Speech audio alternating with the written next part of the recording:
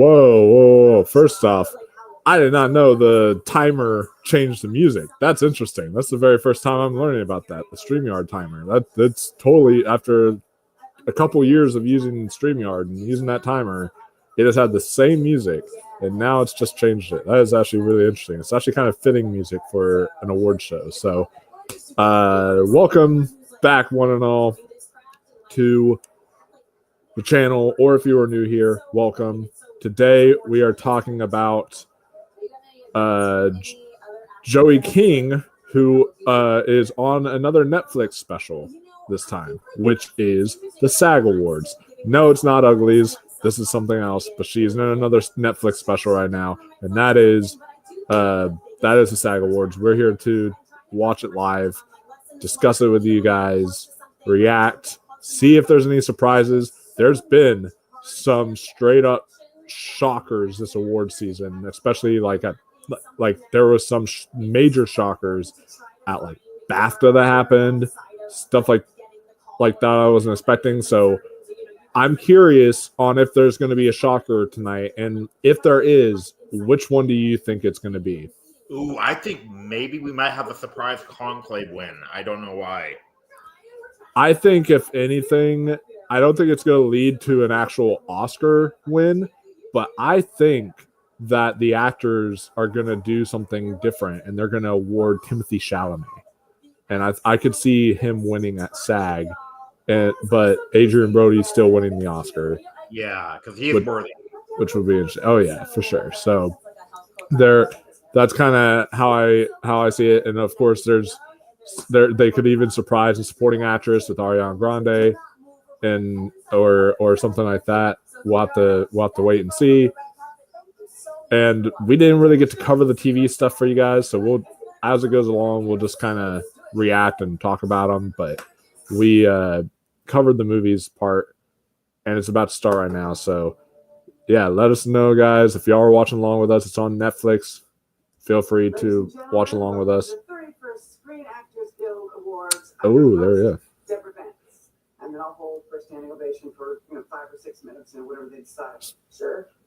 Finally started watching. I gave in. I finally started watching Hacks season 3. Was it good? So far, yeah, it's damn good. I can't give up on that show. It's damn good. It's so good. Okay, so then I think we should move into some bits about the nominated movies. Oh yes, because I want to do a joke about. I noticed like this TV show. I noticed that like Severance is getting like almost weird for weird's sake. It's very Lynchian. That's what I feel. Severance is getting. I still really like Severance, but there are some things that confuse me. Like, I don't want to get into spoilers. We can talk about it later. But there was like one thing in the last episode that I was like, wait, what? How does he know about this thing and all that? So yeah, but it's still very intriguing though. I know. Let me tell you, there is a character though, which I will not spoil. If they try to make a twist about him being a bad guy, I'll just go, come on. It's already been said that he basically is. Which one? The black guy. Oh, he's already a black guy, yeah.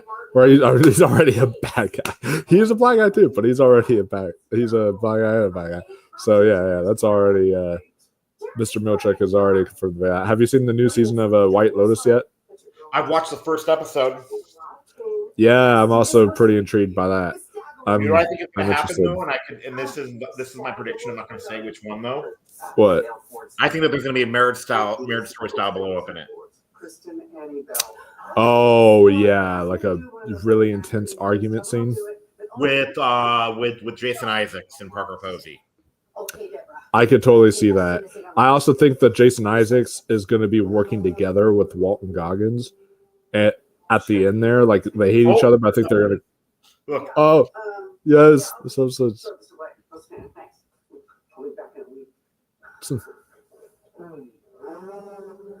Hey, they even played the music. There we go. That's fun.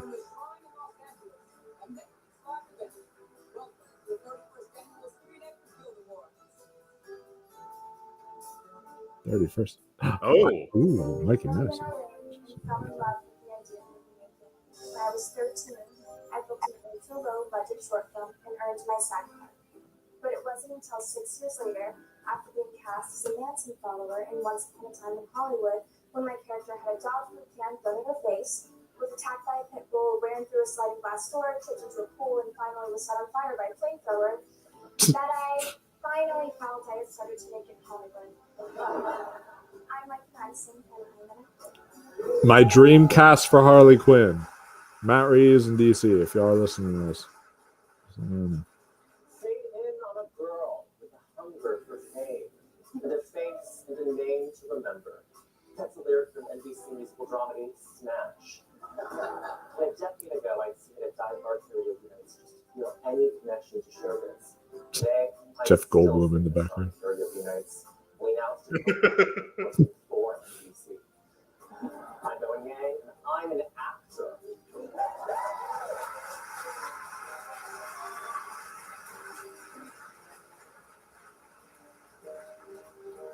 Los Angeles is known as the city of dreams. And sure enough, all my dreams have come true here. From my dream of preparing. Okay, this girl, she was in this. I think it's her. This is a girl. This girl from Abbott Elementary, right? No, she's from Shrinking. That's what she. Okay, but you know which one I mean, though. From Abbott Elementary, I'm sure they'll show her, right? Yeah, probably. Because Abbott Elementary is nominated, so yeah. I'll look up her, because like she did this movie recently that was weird. Because the movie itself wasn't weird. Just like they cast her as one of their, it's Janelle James, right? Yeah. Okay, she plays. Let's see what this was. Okay, this year. No, not. I am Jessica Williams. I'm LA born and bred, and But one of them, I think it was her. Then I'll look. It's like this one, older, it's like African American actress who plays friends with college friends with I forget. Oh, wow. They play friends with these older actors. Oh. Okay, Shirley Ralph, right? Yeah, Shirley Ralph. I love Shirley Ralph. Yeah, but she did this movie, right? Where she played college friends with Susan Sarandon and Bette Midler. Oh, yeah?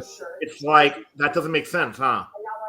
Yeah, that is kind of awkward. Because she was born in 1956. Yeah. And Susan Sarandon was born in 46, and then Bette Midler was born in 45. So. Oh, wow. So. Nice. Yeah.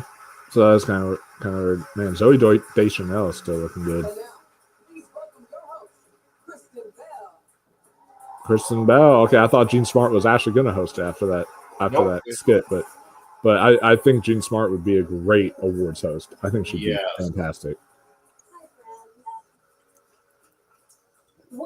Ooh, Timothy Chalamet's looking smooth. I am Kristen Bell, and I'm We got EDM in the chat today. Says, "What's up, fellas? Let's have a great SAG Awards." Oh, agreed. He says, "Got me some Carl Jr. double bacon." It's Hardee's, okay, but I understand you're on the West Coast clearly, but he says he's got some Carl Jr. double bacon cheeseburgers and vodka sodas, hoping for some classic SAG upsets. Emily Blunt, hashtag Emily Blunt, a quiet place. I am hoping for that. We talked about it earlier that I think the two upsets that could happen, three upsets, is maybe Conclave, an ensemble, possibly get like an Ariana Grande, or if they really wanted to throw us for a loop, a Monica Barbaro, they could do something like a maybe an Edward Norton for supporting actor, and they could also, and I think the one that's most likely is Timothy Chalamet in A Complete Unknown. I do think that that's a shocker that could happen tonight. So we'll see. I'm really excited, and this is going to be a very, very big indicator into what. Well, it's interesting. So it'll be a big indicator, but this is like the first time in a few years that the SAG Awards actually won't have impact on Oscar voting, because Oscar voting's already done. It's ended. So none of the speeches, none of the wins are going to impact the Oscar stuff. So more so the BAFTAs are going to be kind of your precursor to look out for than SAG this year. But it's still always important, and it can still tie into what they would have voted for. So we'll see. But I will say this: if someone else entirely different, like say for example, if a Cynthia Erivo wins actress, then I think we can say that that easily Fernanda Torres could like win. Oh my god, this is amazing. Intro.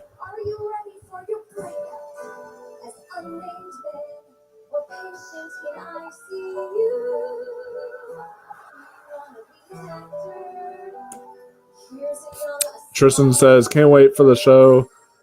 I'm having technical Netflix issues, but I will be on for reactions later. So you heard that, guys. Tristan will still be, he's in the thumbnail, he's still going to be on tonight, but he'll be on after the actual SAG Awards are done, and we can all like discuss them and what we thought and all that kind of stuff. So that should be a lot of fun.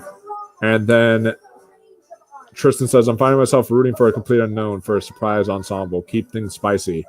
Yeah, I have Timothée Chalamet in actor. I have him in actor. So just want to say I think something like that could surprise. So we'll see. I also think, yeah, like I would tell you straight up, if Edward Norton and Monica Barbaro win, I'm gonna say straight up it wins ensemble. There's no way that like they surprise and then it doesn't happen. They showed Kieran Culkin as like the baby from Home Alone. That's amazing. I know.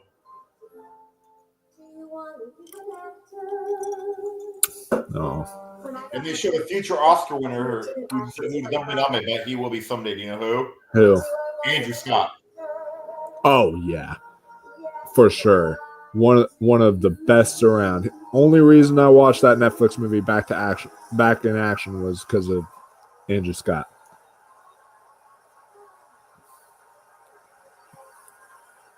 He should have been nominated last year, personally, in my opinion, though, for All of Us Strangers. All night long, we will be celebrating. Oh yeah, did you hear the news about Daniel Craig?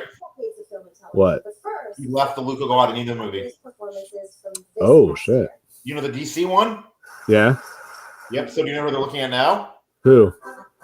Jeremy Allen White. Shit, that's gonna be some great casting.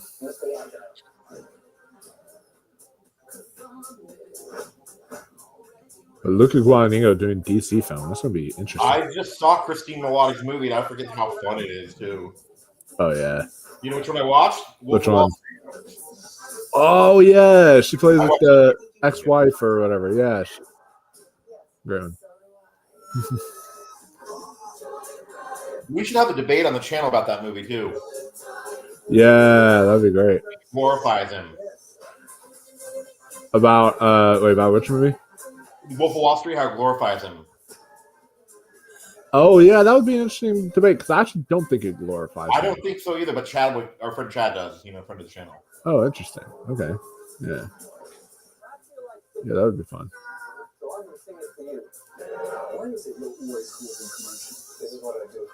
Oh yes, and just got Ripley was a great show. I've never seen it because I love the movie so much. It's I will say that the movie apparently I've heard is not super close to the book, but apparently the show is like extremely close to the book. Because the movie, like I actually call it Saltburn without the debauchery. Yeah. This guy, he's like obsessed with this one guy, and then like he secretly like tried to like enter his life through nefarious ways. That was a great intro. The last showgirl herself and a nominee tonight as well, the glorious Pamela Anderson. Pamela Anderson. So even if she doesn't win, she'll at least have her moment here.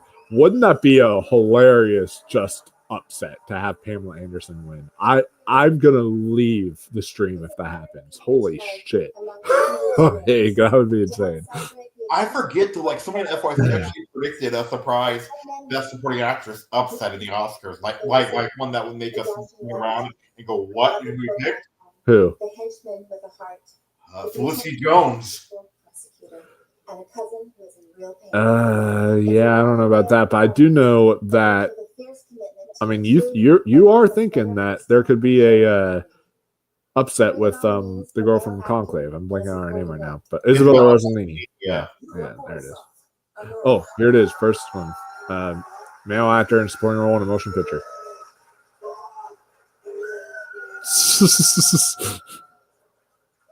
Oh, in a perfect world, you're in. There's your winner, probably. Great performance, though. It was great. It's just not supporting.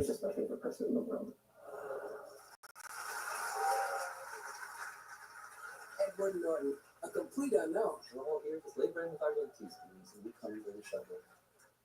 And thanks to you, we're almost there.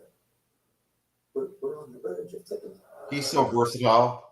He is one of the best actors working right now. Jeremy Strong, the apprentice. In a perfect world, Jeremy Strong would win best supporting performance I've seen all year. Holy shit, was he good. His last scene made me cry. Full on, like, shed tears. It was so good. Jonathan Bailey. And you are just here just for eye candy. There's And no also, reason do you want to call him what? a placeholder? Yeah, basically. Well, there was rumors, about like him and Ariana Grande getting together, right? You heard about that, right? Really? Oh shit. There's a problem with that, though. Let's see. Yeah. Yep. There's a problem with them getting together, though. It's over, guys. Kieran Culkin's your Oscar winner. There you go. But what's the problem with them getting together? He's openly gay. Oh shit. Yeah. That would be awkward. Oh my God. Yep. Now, man. SAG winner. Now you're Oscar winner. There we go. Heavy award. You know, I'd like to see him play best friends in a movie with. You know who? Anyone can hold this for. I'm actually. Hey, I'm glad he made it because I know he's on Broadway right now. So. Do you know who I'd love to see though? Him be best friends in a movie with though. Who? Matthew Lillard. That would be awesome. Imagine they're back and forth. Their vibe would be so good. Lord knows I will, because I didn't think of anything. It is funny that like heaviest of all awards is the one that's given by actors. It's like, us, what we do.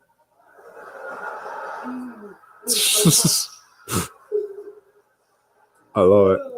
You'd see like the meeting of actors. There's like he's more weight. MBR, he's talking about bathroom attendants, and here he's talking about the weight of awards. It's just amazing. There's one actor in the back that raises his hand and uses the word heft just to like be seen. All right, I gotta say something here. Believe it or not, this actually means a lot to me. It does.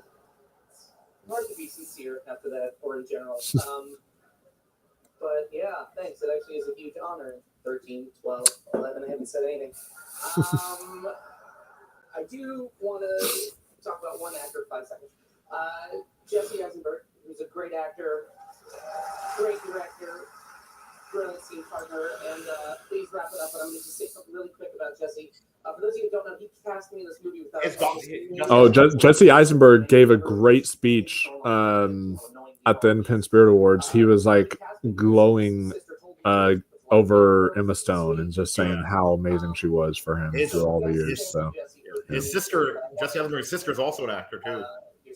Oh, really? I didn't know that. Okay, did you ever watch the old Pepsi commercial with that little girl with the curly hair, and she was also in Bicentennial Man? She played Little Miss in Bicentennial Man. Oh yeah, shit. Okay, interesting. That's his sister, yeah. That's so cool. I knew someone who auditioned for Bicentennial Man, but they didn't get the part. Well, I know somebody who was almost in the remake of Miracle on 34th Street. I know somebody who almost was too. Oh, really? Ash. Oh, wow, that would have been awesome.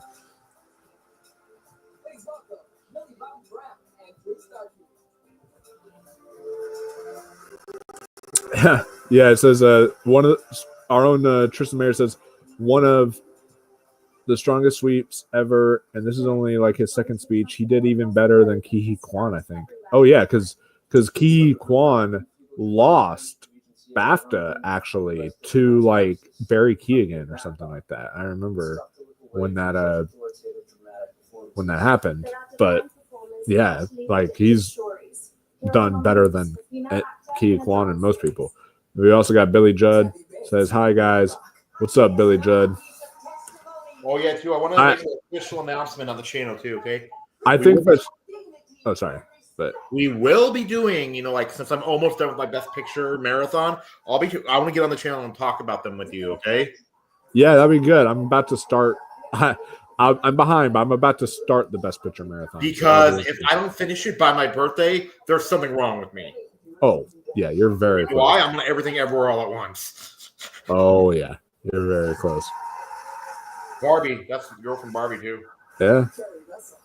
I think Carrie Russell. She's so good. I do think that Kathy Bates is going to win this only because Kathy Bates said once Matlock is over that she's going to retire from acting. That's like her last thing or something. But oh shit, Anna Sawai is eligible. Shit, I forgot about that. So she'll win. She deserves to win too. She's fucking amazing in this show.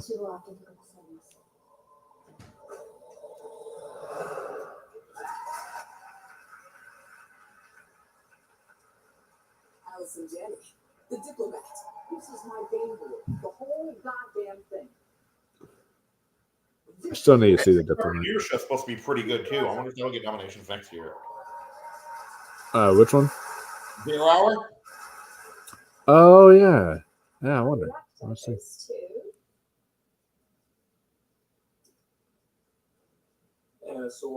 Yeah. So Anna Sawai has Sweet and Shogun Sweat, so it's gonna be. Oh yeah, too. I was wondering. Do you know? Okay, like how this guy's in the category. You know how that like Allison Janney won an Oscar, right? Oh yeah. Do you know who I'd like to do it? Other two like mainly TV actresses. I'd like to see have their moment too. Who? Jean Smart. Yeah. An Oscar-winning role, right? This is probably the last time I'm able to. And then Cheryl. Let me look up.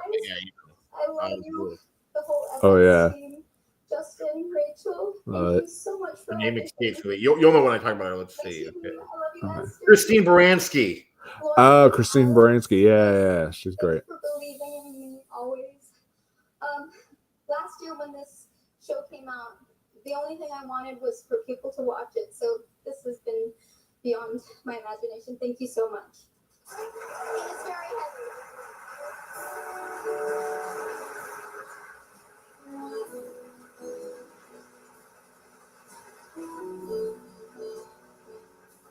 And now, Timothy Chalamet, Elle Fanning, Monica Barbara, and Edward Norton. Oh, this is different. As David Lynch once said about Bob Dylan. So they're doing sort of like what the Oscars do. And he keeps on keeping on. A complete unknown traces that vein. She did on rehearsal. That vein. Back to Greenwich Village, where the story of rock's legendary poet begins. With Suze Rotolo's inspiration and Pete Seeger as a mentor, Dylan rose to prominence alongside artists like Johnny Cash and Joan Baez, who saw his potential and sometimes saw right through him. For almost 7 decades, his songs have served as both a balm and a rallying cry. And those songs have traveled around the world, from the Gaslight Cafe in 1962 through the decades of tours and now. They need to put this on. They need to put that on streaming now, huh?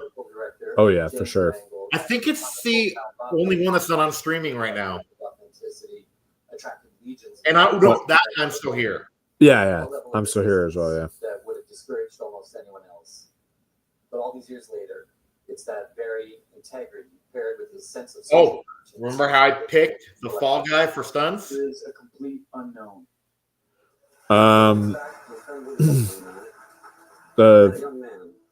Oh yeah, Fall Guy for stunts. It won.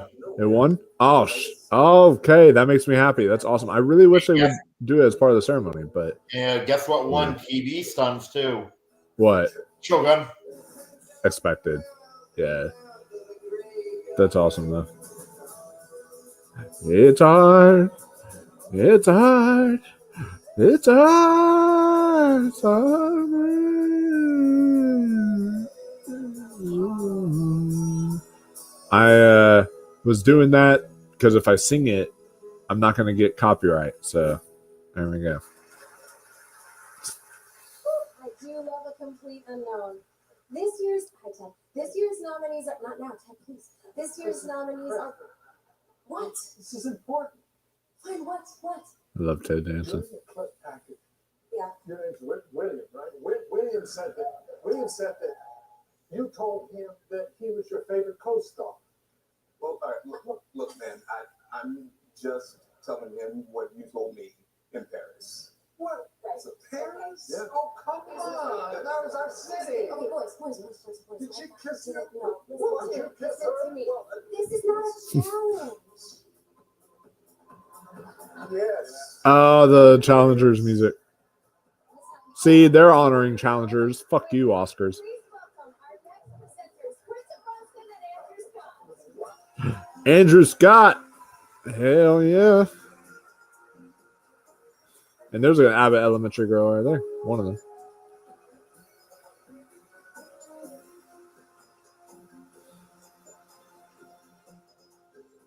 We're here to present the award for male actor in the Ooh. drama series. Their mic is kind of weird. We believe that men can be good actors too.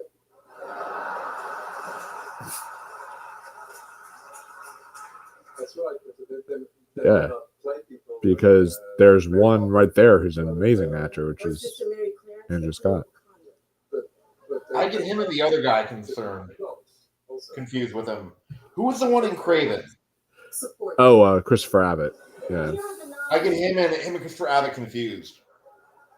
Takanobu Asano. I can see it. Shogun.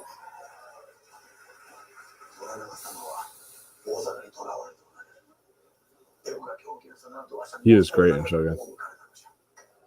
Jeff Bridges. The old man. I still gotta see The Old Man. I've been hearing nothing but great things about that show.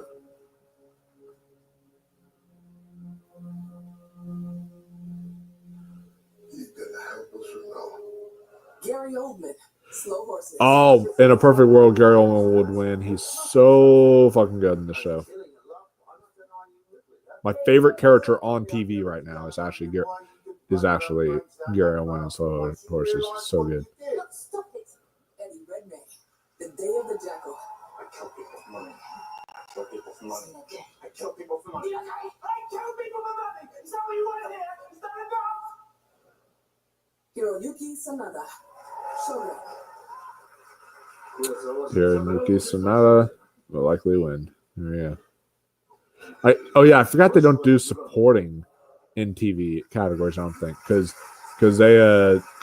you would think the other Shogun actor would be supporting, but Yeah. And the actor goes to Hiroyuki Sanada. nice.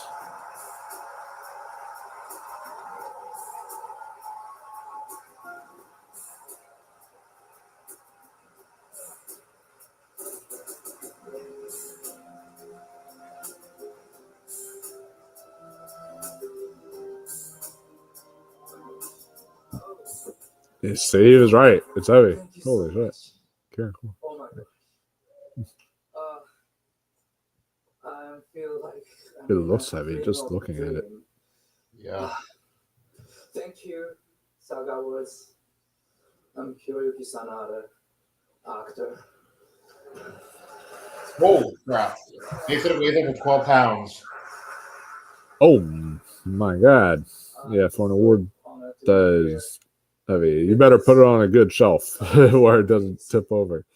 And thank you, FX, Disney, Hulu, and all the crew and cast members of Shogun. I'm so proud of you guys. And I had a great journey with them. I started acting in Japan when I was 5 years old and moved to LA 20 years ago. And luckily I worked with great filmmakers and actors. And I learned a lot from all of them. I can see some faces in this room. Thank you guys. And I put every single experience in my life into Shogun. Then Shogun brought me here. So I'd like to thank all my co-workers in my life. And I would also like to thank my team for always supporting me. This is for you. Thank you so much.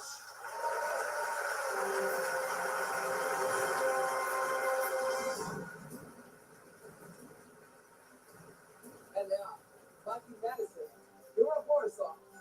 Ooh, Ooh. wow, you're right. Mike, look. Oh, damn. I've gotten to see her on stage in person, which is nice. So Life is not one genre, especially the life of Annie. Her Brooklyn fairy tale begins with a whirlwind romance that's abruptly interrupted by reality, and a car full of hooligans determined to put her Cinderella story to an end. Yeah. just yeah. What's the Tough guys? Okay. So Sean Baker has crafted a world of shocking characters injected with humor, complexity, and above all, humanity. Including a tenacious woman searching for love and a little power wherever she can find it. When This is my pick for I think this. If this wins ensemble, I think it's done. Like you can full on say it's over. Unapologetic, an unforgettable journey of Honora. Playback. hey, I got a kid who wants someone to speak. Just won big at the Independent Spirit Awards too. Hello, this is the beautiful Eddie. It was really good. And I'm seeing him again tonight. William Evan. Which we'll discuss on the next awards roundtable. We'll talk obviously SAGs, but also Independent Spirit Awards. So.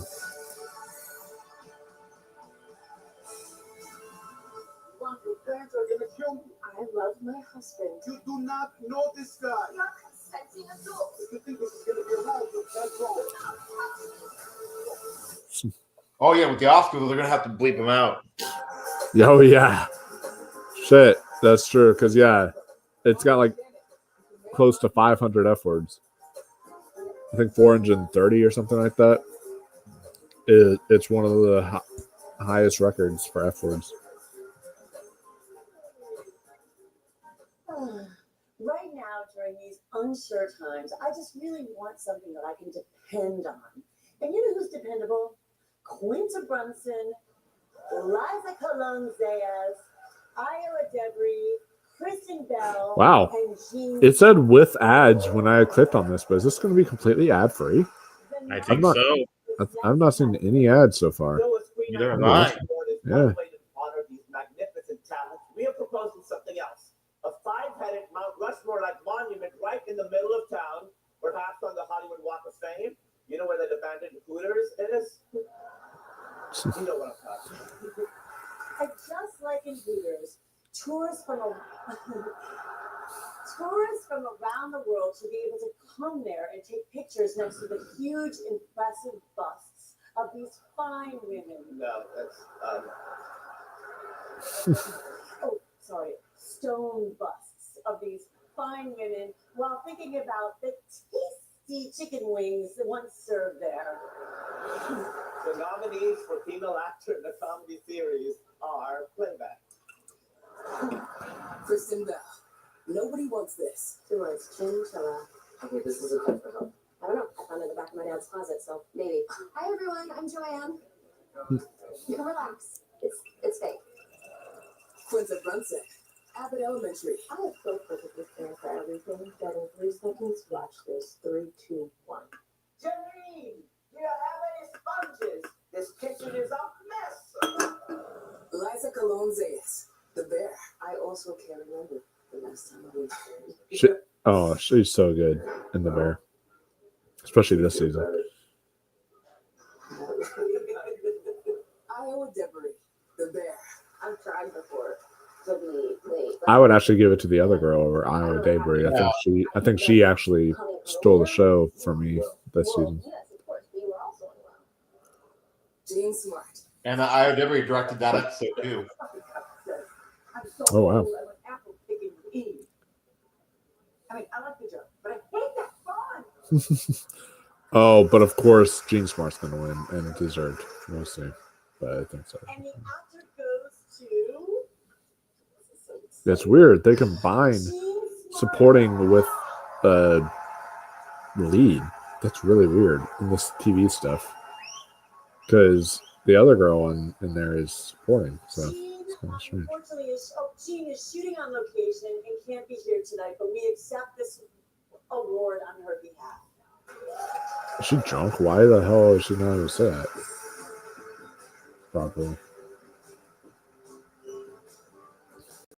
Coming up, we enter the world of Emilia Perez. And Zoe Emilia Perez. Selena Gomez takes stage. Yeah. Then, the best of the Carries with Kerry Washington and Kerry Russell. And the award for male actor in a There's comedy Jeremy Allen White right there. at the 31st Screen Actors Guild Awards. Okay, so they are going to have ads. It just took a while to get to an ad. Interesting. It's at 1 minute 56 seconds. So yeah, basically so far it's gone the way I thought it was going to go. Yeah, in the TV categories, I think it's basically going to be Hacks and Baby Reindeer and for limited, and then you get Shogun for drama. I think that's basically how it's going to be. And then for movies, so far it went the way I thought it was going to go. Kieran Culkin, it looks like it's over, guys. He's going to be your Oscar winner, which I'm kind of conflicted because he is very well deserved. His performance, I understand the criticisms that y'all say of like, oh, he's just playing his character for Succession. But I actually think it's a little bit deeper than that. There's like emotional scenes where he's like crying, and I think it's actually much deeper than that. But I'm conflicted because I also will admit I don't think it's a supporting performance. So it's one that's like I would rather him be winning and lead, but it is what it is, and at least he's going to be winning an Oscar. But I was rooting kind of for a upset there, but because like I compare it. Do I compare it to though? What? If like a Planes, Trains, and Automobiles got Oscar love, out one of them was winning supporting. True. That's a really good point. Whoa, a murder mystery on Netflix.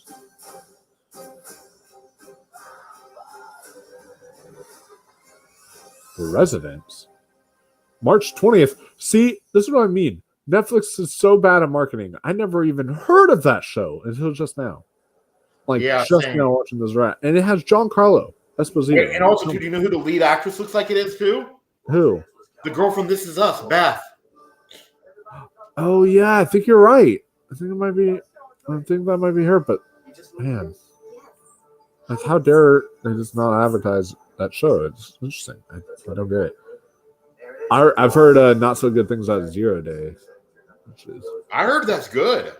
Really? Okay. Last I saw, like maybe the tomato meter has gone up, but the tomato meter last I checked was like at like 50 or something. But, You know who loved it too? who? Dan loved it.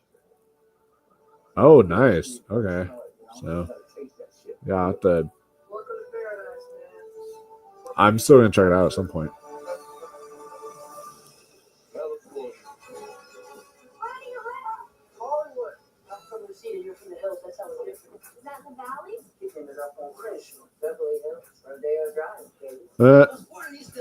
Yes, Cheech and Chong. I'm so glad they're getting one more movie.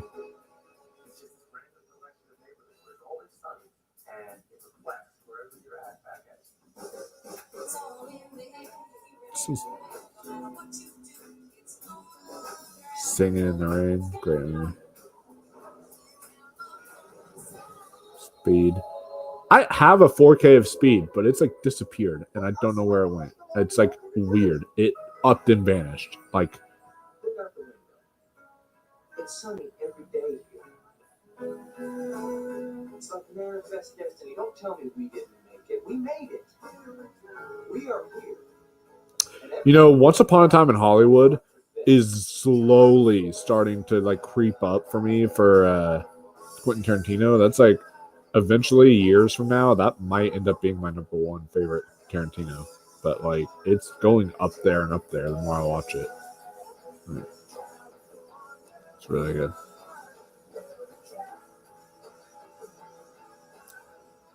La La Land. Excellent. Please welcome Joey King and Jack Quaid. Yeah, Jack Quaid. I want to try to get him on the channel for you guys. I'm trying my best, but I might have to reach out to his agent. But yeah. Give it up one more time for LA, everybody. Because I know he does like a lot of stuff for channels. Like he'll come on to YouTube channels and do stuff like that. That could be something that could like get us over the hump that we need too. Huh? Yeah. I think Companion just get digital too. Yeah, it does hit digital, so it should. Right. Well, how was the monkey? So the first half of the monkey, fucking fantastic. I thought it was so good. But then they reveal a certain twist in the film, like halfway through it, and it completely took me out. And the whole rest of the film from then was like, sure, it was entertaining, with still some really bloody kills that were like fun and all, but I just felt story-wise, it lost its focus completely after that twist. But so I think it's a decent movie, but I don't think it's a great movie just because of what happened. Oh fuck! I didn't realize Adam Brody was in that show. Damn. Oh yeah, he's the main love interest. Yeah, I'm gonna have to watch that now. Yeah. Ted Danson, a man on the inside. I gave my spy person I'm almost done with Curb. spy trails. Oh really? What season are you on? I'm on like I have 4 or 5 left total. 4 or 5. Okay. Nice. 4 or 5 episodes? Yeah. Oh, nice. So I just saw the Troy Kotsur episode. Oh, yes. That was a great episode. Harrison Ford is excellent in this show.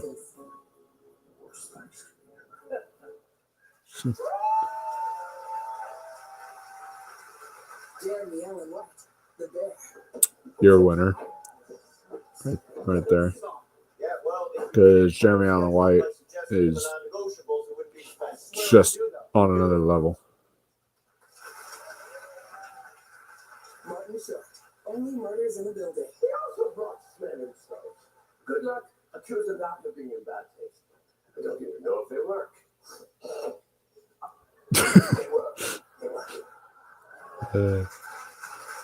This season was better than the last one. I agree. I agree. I really like Decision Only Murders. What the? Whoa! Okay. Well, there's your surprise, guys. There's your SAG surprise. Holy shit. Whoa. Martin Short beat Jeremy Allen White. What? I guess that's I know like people were kind of mixed this season of the Bear, but I didn't think they were that mixed. Like, holy shit. That's like, whoa. I'm gonna have to text Andrew after we're done because like that's gonna make him flip. Holy shit. I did not realize that. Man. That's insane. Emilia Perez is a ride unlike any other. It's thrilling, it's heart-wrenching, and it's always one fabulously choreographed step ahead of your expectations. Every once in a while, we get a movie that dares to be as unpredictable as life itself. And here she is, Emilia Perez.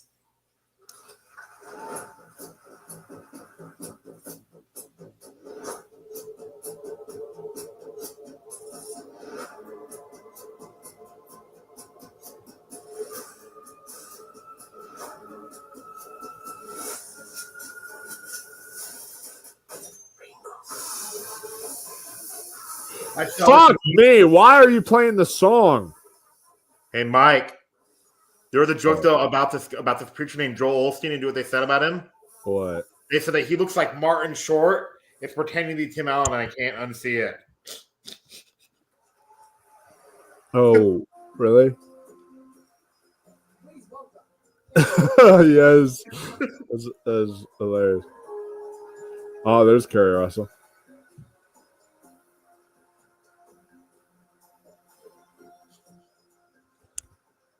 Hi, Carrie. Oh, hello, Carrie. She's 48. It's just so great to Damn. see you tonight. Damn. I really never She's thought looking I'd good see for you. almost 50. Likewise. And what an incredible year for our nominees. It was such an honor to watch these gifted women build such compelling characters. I couldn't agree more, Carrie. These women really deserve to be celebrated because we all know the tremendous love and devotion that went into every one of their phenomenal performances. Here are the nominees for Female Actor in a Television Movie or Limited Series. Kathy Bates, the great Lillian Hall. How bad is it? What difference does it make? Hell of a lot. Trust me, it's not important. It's not important. If this isn't important, what the hell is? Jodie Foster, True Detective, Night Country. So what? So what? It's the same case. You can work together and figure it out. No, I'm not working with you again ever. Lily Gladstone, Under the Bridge. What are you two like best friends now? You know this is an act of honesty. Oh, we were wrong too. Do you know what you said? Oh, she was so good in Under the Bridge. Movie is not going to be an Oscar movie. You said, like since it's produced by Bleecker Street, right? Yeah. It doesn't look like an Oscar movie anyway. Yeah, that's true. But for me, I've seen Baby Reindeer. She's great. But for me, Lily Gladstone, I think I would want her to win this because she is so good. And I've seen The Penguin. Kristen Ali is great in The Penguin. She's excellent. So it might be a toss-up between her and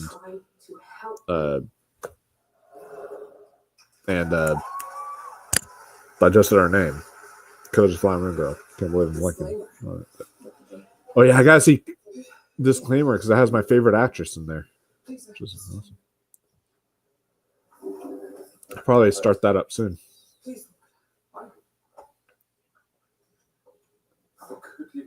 It was literally what I said. But yeah, anything Kate Blanchett touches is great. So. The actor goes to Jessica Gunning.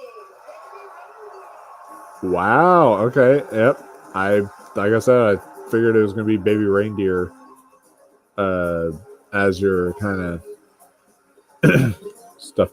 What was Colin Farrell just doing? I saw him get up out of his chair. Maybe he was gonna try to help her up on stage or something. He literally just went like this, and then he sat back down like that after she started walking up the steps. So maybe he was gonna be a gentleman and help her on the stage or something. I feel like such a bloody lucky body to even be in this room, let alone be nominated up here, honestly. When I first started acting, I had an office job alongside acting for about 8 years, and it's a very geeky thing to admit, but in the mornings I used to go into work and look at a PowerPoint presentation. There was like a kind of positive thinking vision board of all the things I wanted to do and the people I wanted to meet and work with, and Kate Blanchett and Jodie Foster and Kathy Bates were on that vision board, and so to be listed amongst them today, but also alongside Lily and Kristen, who gave performances that absolutely knocked my socks off, really means more to me than I can ever express. So thank you very much to SAG-AFTRA for this. Thank you to everybody involved in Baby Reindeer for changing my life, really, and thank you to Richard Gadd for making my dreams come true. If Liz that's when everyone's an Oscar, I'm going to show on camera my giant poster that I have of it. It means so much to me, so thank you. Yeah. Thank you to my team and to my friends and my family watching back home. I love you, and I cannot wait to celebrate this with you all. But honestly, genuinely, this means the world to me. So thank you so very, very much. Thank you.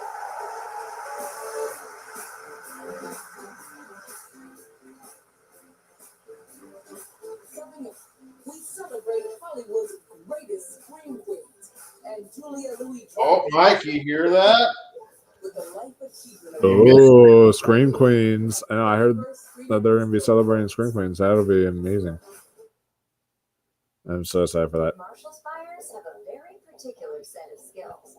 Is Sophie Thatcher one yet, you think? Sniff out the finest. She's definitely like a modern day Scream Queen, and I got to give her a few more movies before I put her up there, obviously, in the echelon of like a Nev Campbell or like a, you know, Jamie Lee Curtis or, you know, one of those kind of things. I gotta see a few more movies first from her before I put her up that high, but she is definitely getting up there. Like, she's very close. And then I think one that's already there is Samara Weaving. She's been like in just horror just constantly and completely nails it each time. So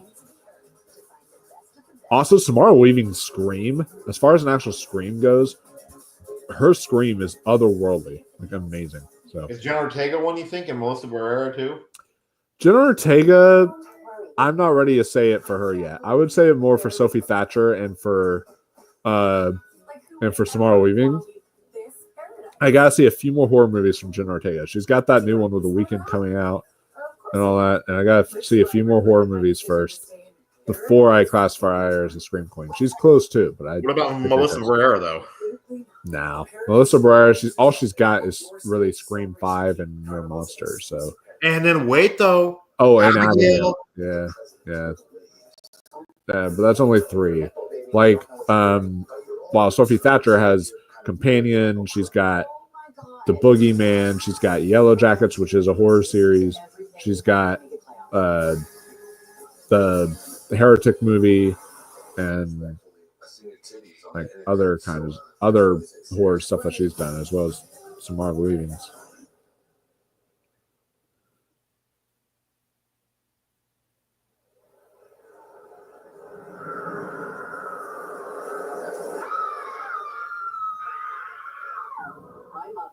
Yes. Obviously, her scream in that shout was heard around the world. Mm-hmm. It changed cinema forever. I think my first Oh man, so good. the original film is when Billy Loomis. Nev Campbell. That was a fan X I was upset I missed because she was at fan X. Oh, Jenna Ortega. It was my first day on set. We were doing that opening sequence. And I would do it, and then we would all scream. Yeah, she's very close to Scream. She might be there. She's very close. Is the first time in my entire life that I've ever screamed. We don't want to see ourselves as weak. We are not weak.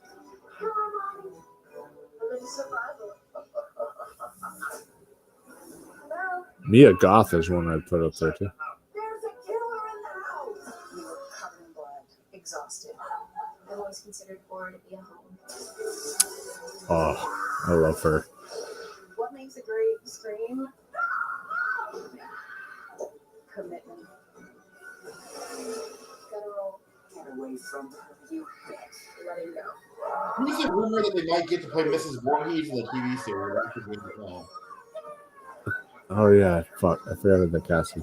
Okay. It's just an honor to be a part of something like this. Oh man, I hope they upload this to YouTube so I can rewatch this. Jamie Lee Curtis is in all of these movies. She's the scream queen. Oh, so good. I love that. Also, underrated show, Scream Queens. I love that show. Oh, Linda Cardellini Ah, Linda Cardellini. Yes. is the rumor. Ooh, she'd actually be really good.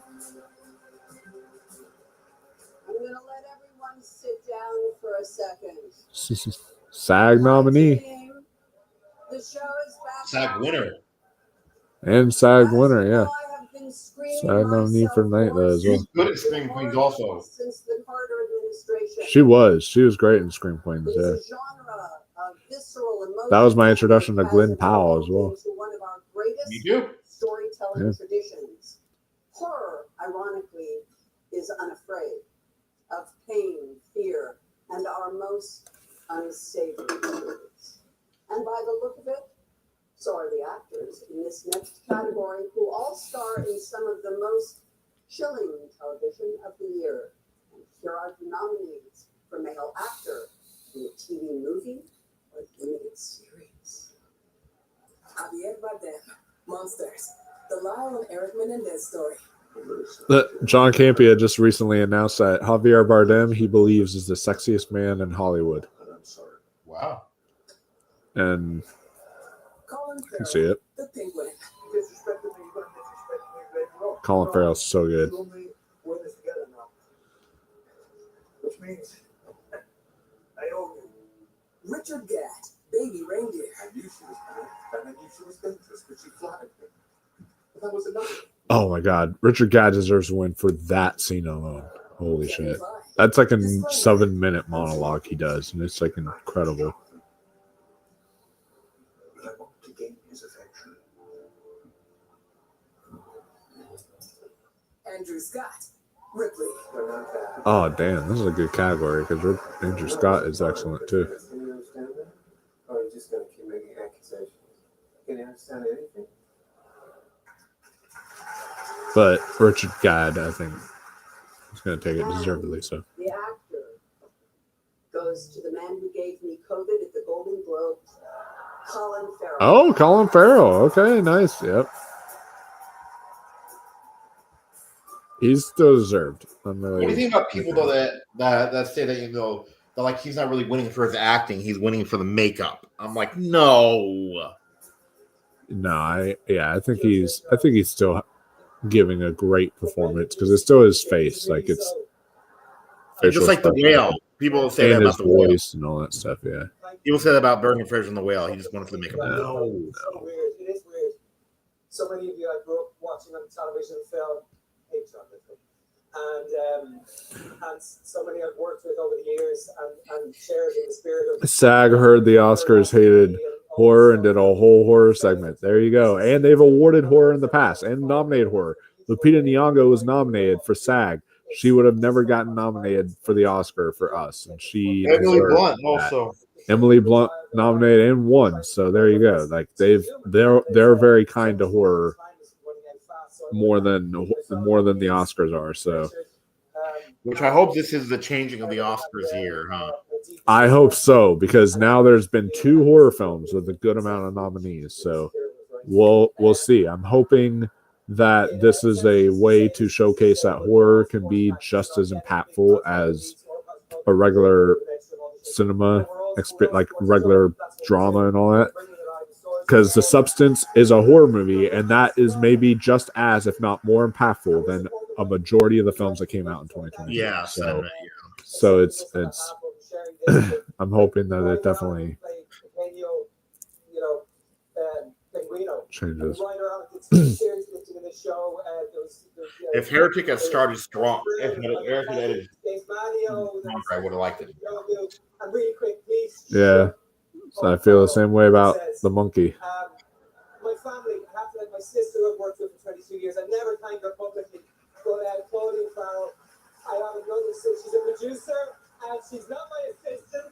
She's not my assistant because she's family. She's a producer. My sister Catherine, who's the first actor in the family, showed me that was a possibility to pursue that passion. My brother Eamon, who texted me last night that Netflix is showing this live, and he's staying up in his pajamas to watch it. Eamon, I love you. Catherine, I love you. My mom, Rita, my dad, Eamon, are the 2 people in my life who have made my life so much more special and so much more meaningful, so much more joyful than I ever truly thought possible. My son, James, and my son, Henry. I love you both. And we're going back to watch Showgun tonight and finish it up.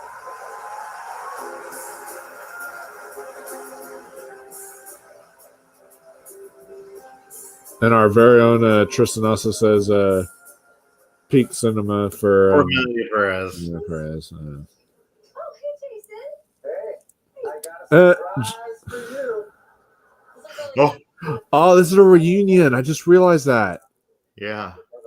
Forgetting Sarah Marshall. Yeah. Since I discovered you, I must be your favorite coach. Great movie. You didn't discover me. That feels like a bit. Jason, go back to your seat. You're not the boss. Oh yeah, too. Like she started on USA Network, which is actually an underrated network now, huh? USA Network. Yeah, because back in the early 2000s, it was very popular, and then it stopped being popular once Mr. Robot ended. I felt like, Yeah, but yeah, I started on USA. yeah. Which whatever happened to that guy? You don't really see him anymore, huh? Oh yeah, the main guy, Sean Spencer. Yeah. Yeah.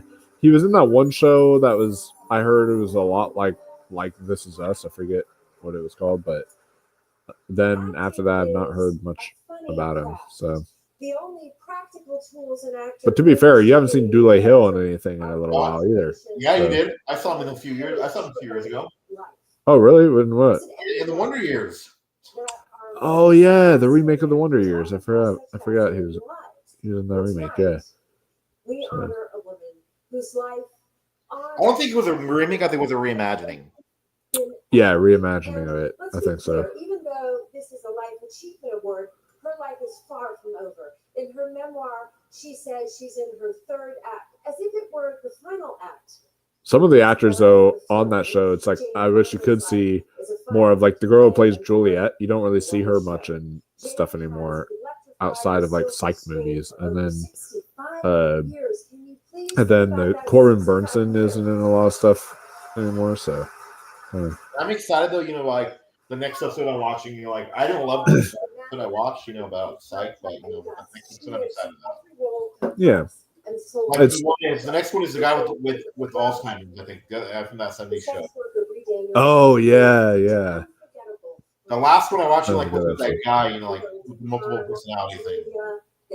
Oh yeah, that was a decent episode. I mean, come on. It's all Jane Oh, it's Jane Fonda they're talking about. In her work, as in her life, she has always been daring, Oh, wow. truthful, generous, and definitional. Who else could start a beauty revolution with her mugshot? Really? Looking at her body of work, it's almost like movies of the 60s and 70s. Yeah, you guys have the movie come out that I'm gonna watch. To Interesting. match the pain and vulnerability. Who? Julia Louis-Dreyfus? Was it? I saw her last year in a great movie, which was Tuesday. Oh, but no, I meant that, you know, like Thunderbolts looks interesting actually. Oh yeah, Thunderbolts. Yeah, that one. I'm hoping it's good. I just can't believe we're already almost a Secret Wars. Thunderbolts is one of the best posters I've ever seen too. Have you watched Brave New World yet? Nope, winning for Tory. Makes sense. Yeah, it's protesting for indigenous people's rights. Yeah, but you know, Thunderbolts has one of the best posters ever too. Yeah. With her on a movie or TV set knows Thunderbolts. she has kind of The art. Which poster? Because I think there's been a couple. The Wheaties one. I'm telling you, it's We need. Oh yeah, that was a fun one for sure. So I one time I decided I was bored and I like wrote my own version of a live action Teen Titans movie if I ever was to do one, because like Teen Titans would be such a big passion project for me. And on top of that, I decided to design what I believe the poster would be, and it would be the Teen Titans, or it would be the album poster for the album. It would be the Teen Titans doing the Beatles walk on that on that little walkway that they do. And then for the sequel, the album poster was going to be like the Bohemian Rhapsody parody. Oh yeah. Photo and such. About the whole like secret stuff. Guess what this guy came up with online? Like what he said. What? Spider-Verse TV show. That'd be great. I need to watch that, No, the new Spider-Man anime series. You know what it could be though? This guy said What? it could be an anthology. Oh, like different characters in the Spider-Verse? Different Spider-Man every single episode. That would Where be there's no crossover. There's no crossover at all. It's just either every episode or every season would be kind of interesting. Yeah. because there's thousands of them they could do. Oh yeah, for sure. I need to see that Your Friendly Neighborhood Spider-Man. I've heard It's pretty good. I've heard it's really surprising. It is. I liked it a lot. Yeah. So I stopped watching because there's just so much to watch. You know. yeah. Oh my God. trust me, I feel like, oh, I love this song. Every time I hear this song, though, I always think of a Deadpool 2 now, though. The opening of Deadpool 2, where he's like killing all the people that to that Dolly Parton's feet going 9 to 5. Our buddy of the channel, Zaire Shelton, I gotta get him we walked into Spencer's together one time, and he saw this I Heart Older Women shirt, and I was like, dude, I gotta get that for you, because that same day he told me he has a crush on Dolly Parton, and I was like, dude, you realize how old she is? And he was like, man, I don't care, she is beautiful. And I'm like, okay, man. Is it the shakedown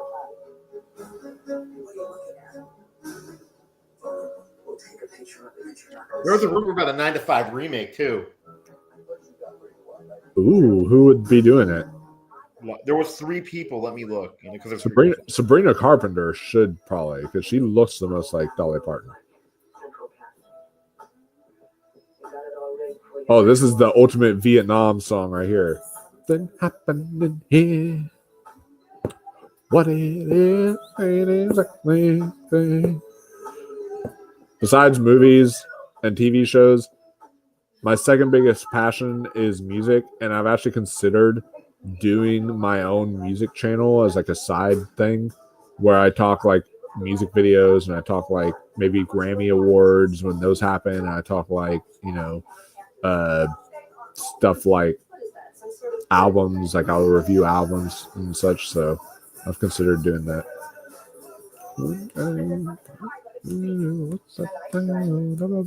Okay. Jennifer Aniston's going to be producing, right? Yeah.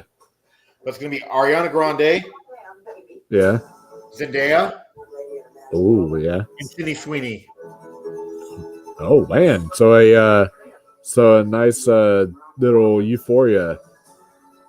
Oh, did you hear about the news, though, about Euphoria, though? Yeah, they're filming it right now. No, did you hear who signed on, too? Who? Marshawn Lynch. Oh, okay. That's interesting. Yeah, I'm surprised. I'm surprised it took him so long to start filming it. Like, holy shit! But I don't think it's gonna be that good, though. We'll see. You know why I don't think so, though? Why? Angus McLeod.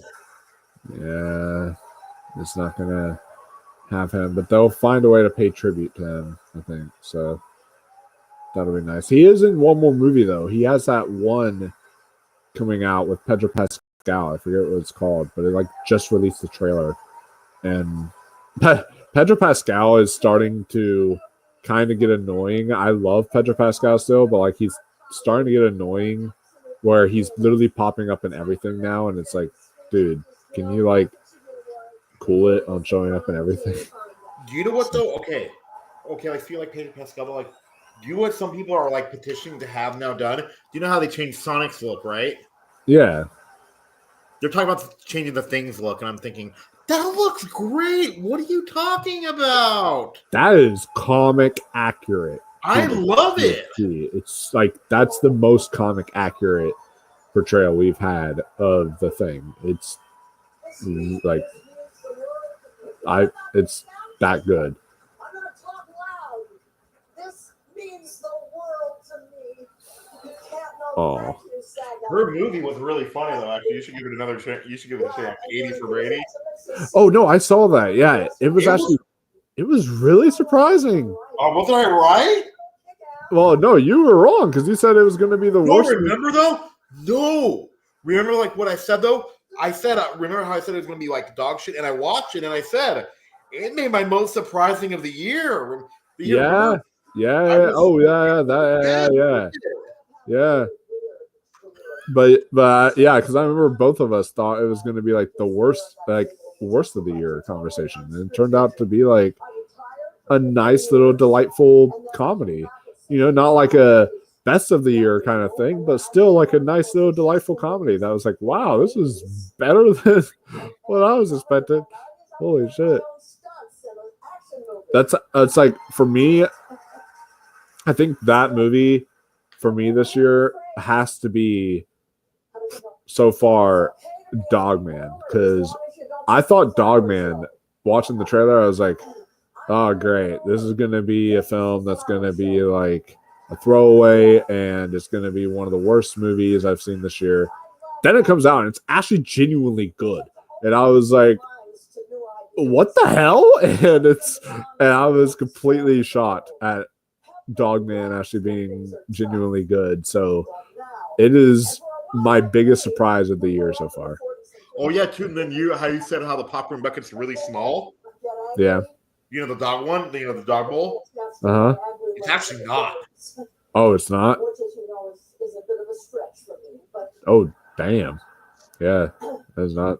And they have a monkey popcorn bucket too. But yeah, the monkey. Man, I wish I would have gotten that. Honestly, I wish that. Yeah, it's $50, which to me is not worth it. Only in the sense of if they would have added something to where you can actually twist the back and it played music, I would have paid the full 50 because then that would have been actually amazing to be like, oh my god, I can actually twist it and like scare my buds with it and do all that. Oh, you gotta see the first person you'd probably scare was. Oh yeah, for sure. Zaire, do you think you'd be scared? Oh yeah, no, I told him because we always have a certain parking spot that we park at the theater, and it's like these double doors there, and as we were walking out, I said, what would you do if you heard that theme playing right now from that's like every time the song plays, like the monkey is about to kill someone. It's like, what would you do if that song was playing in that door right now? And then Zaire was like, I could go in there and I would kick some ass. I'm gonna make sure that they don't touch me. And I was like, okay.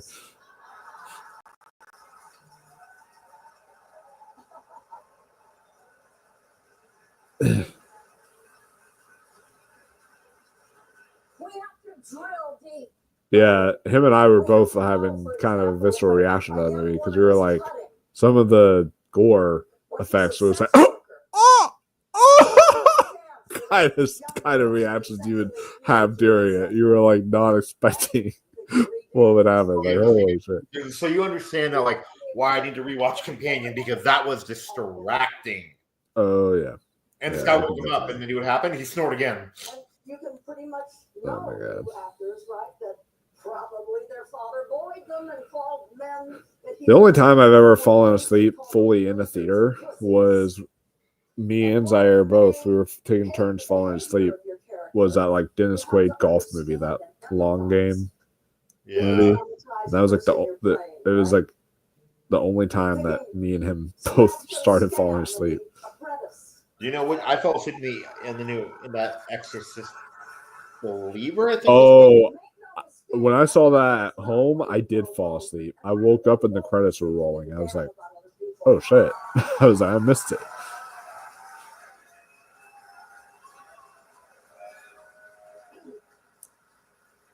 Back to empathy. A whole lot of people are going to be really hurt by what is happening, what is coming our way. And even if they're of a different political persuasion, we need to call upon our empathy and not judge, but listen from our hearts and welcome them into our tent, because we are going to need a big tent to resist successfully what's coming at us.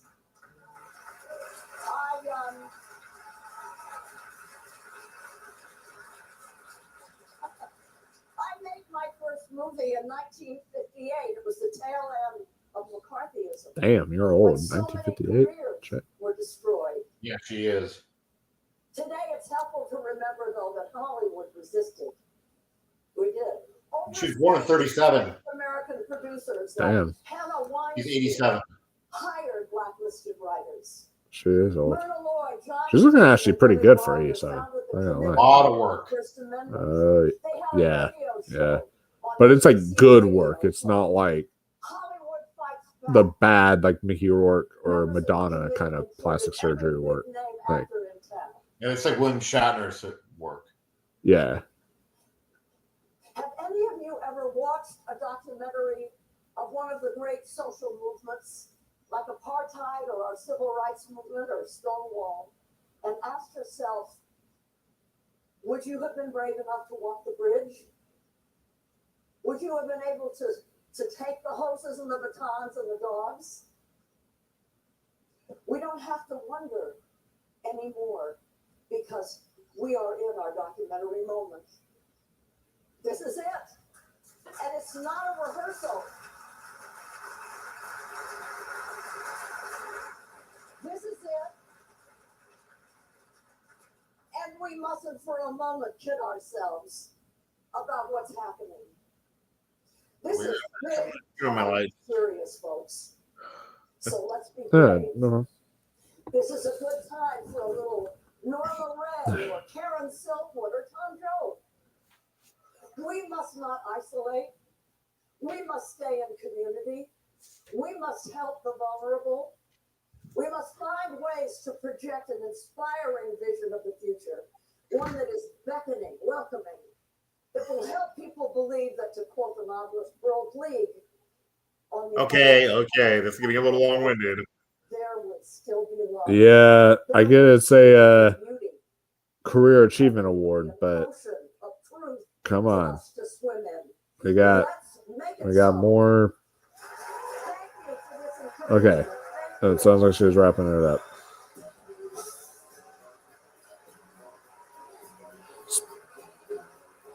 Speaking of politics, though, this ties into our mainstream like movies and such. But apparently, Hunter Schafer has a passport that's now issued her as male, which is like kind of fucked up.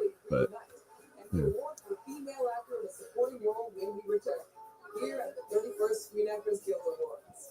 Also, too, never mind. You know what? Though I don't know if it would. Do you think saying something about something I'm still here, though? You know, like about the comment about the dictatorship in it would be a spoiler or no? I mean, people know it's about a dictatorship, but okay, because you know, like I looked it up in the USA, helped fund that dictatorship. Oh yeah. Yeah. Interesting. You might know me from my other job, but I'm a business owner too. Here at Once Upon a Farm, we chose the Capital One Venture X business card. With no preset spending limit, our purchasing power adapts to meet our business. I like the speech. It just went on too long, Tristan. I'm reading his thing, you know. Base speech. Yeah, no, I agree. I mean, it's a good speech. I liked it. It's just, yeah, I agree. It went on a little long. I was like, could have made it. You could have shared what you were saying. Like she was like pausing a lot to say, like you could have easily made it a little short. Here's a 0-day ad right here. But yeah, De Niro is a great actor. I'll still check it out because I love De Niro.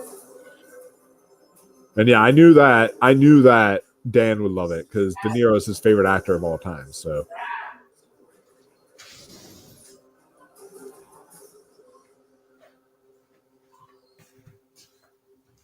yeah, it's got to. No, whatever happened to Netflix though? Do you what? What? They said they would start going weekly with some of their shows. Yeah, that's true. The only one that they did that with is Arcane, and it was 3 episodes a week, but it was still. And then also they did with that Squid Game one, you know. Yeah. Are you caught up on Squid Game yet? Not yet. I need to cut. I'm still in the process of watching season 2. I'm done until July. How was season 2? I liked it, but it was like same old. Yeah, that's kind of how I'm feeling right now. But yeah, 0 Day right now has a 54% from critics and 55% from audiences, so it's kind of like down the middle. So there's only one thing that did that I was kind of surprised by, though. And don't worry, it's not a spoiler at all. Do you know why? Why? Because I was like, before I saw it, I say like on the YouTube videos, it'll say like the Thanos of the Squid Game universe explained. Oh yeah. And the guy's name is Thanos. Yeah, that's a good point. Oh wait, was that Sam Rockwell earlier? I think they should. Sabrina Carpenter. Holy fuck, that was a baby Sabrina Carpenter. Holy shit. I played 5 different characters in 6 episodes. I don't know if I'm an authority on the shows, Because I only did one episode. I did two? Oh. When was this? Oh my god! Speaking of like TV and movies, right? You know how I do the multiple movies, right? Yeah. I'm watching two of them that are bleak right now, back to back, basically back to back. Oh, really? Which ones? Is Silence bleak or no? Oh yeah, definitely fucking bleak. And the girl with the needle. Oh fuck me. Oh dude, you might need to watch like your favorite sitcom or something after. Oh, I do, yeah, I know. Because no, that's gonna be rough. Like that is very bleak. Holy shit.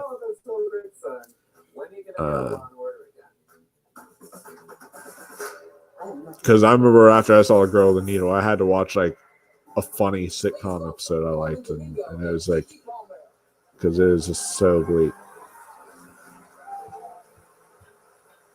Oh, here we go. Supporting role in a motion This picture will tell for us female. whether or not.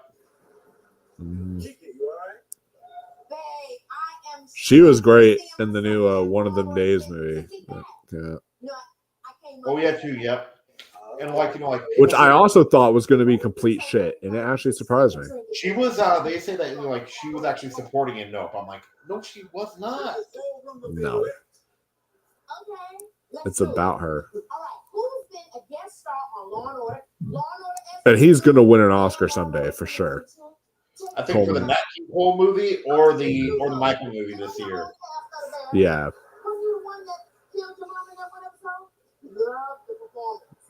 Don't mind if I do. To the guest stars. And here are the nominees for female actor in a supporting role in a motion picture. Monica Barbaro, a complete unknown. Of course, a clip is her singing. I mean, that's going to be probably most of the clips for A Complete Unknown is singing, because a lot of it is singing. So. Well, why should you bring Andrew Garfield? I thought you would have. Yeah. Yes, they showed her gyrating on the pool table. I needed that.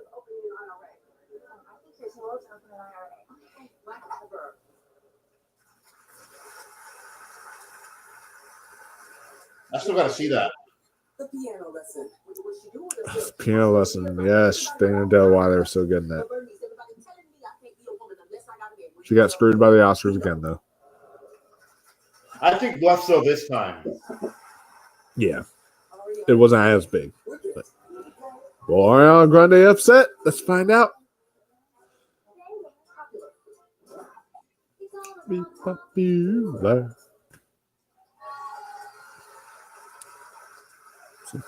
Zoe Saldana, Emilia Perez.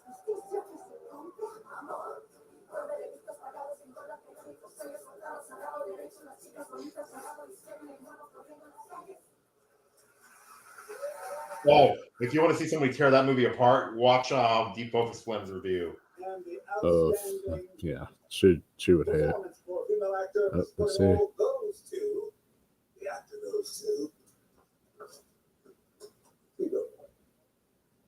Oh, it's over. Okay. Fuck. I thought there would be a surprise, but I mean, it's not over. It's the SAGs aren't over yet. Maybe Timothy will surprise, but it looks like it's just going to be all the same basics that we're going to have for movies. So may not be this much of a surprising award ceremony as like the BAFTAs was and stuff like that. So yeah. But Best Actress is when we really perk up, huh? Yeah. Because like she is kind of overdue in a way, huh? Is it true on it?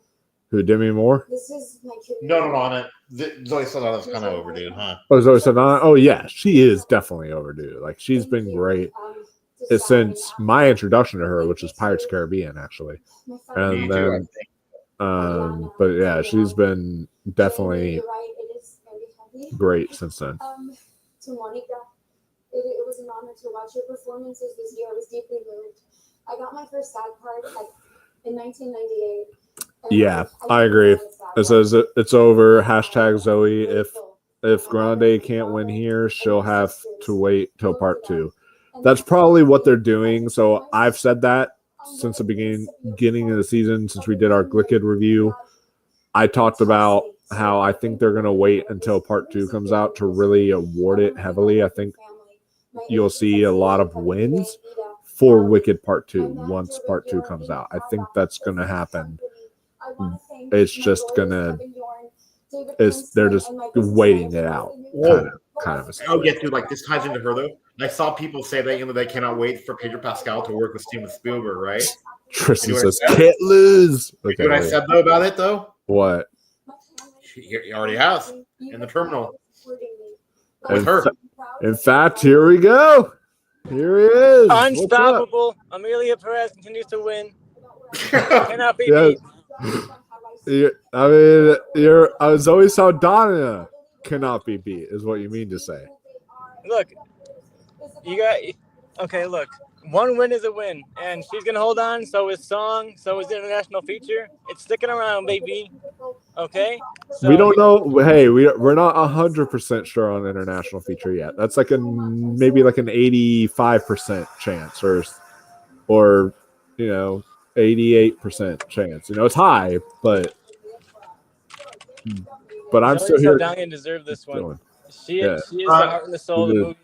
And also supporting actress, but like she's a movie, Mike, like what I said earlier is like her and Pedro Pascal actually played romantic interest, in the terminal. Oh wow, I have to see that one. Yeah. Damn. It might not be Pedro Pascal. It might be Diego Luna. Sorry, I think it's Diego Luna. Diego Luna, yeah.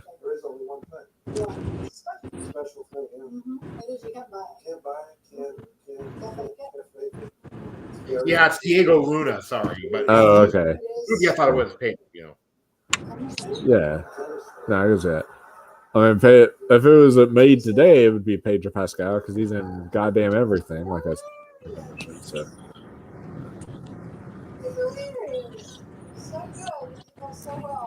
See, look at me in the terminal and tell me how I could think that was Pedro Pascal a bit.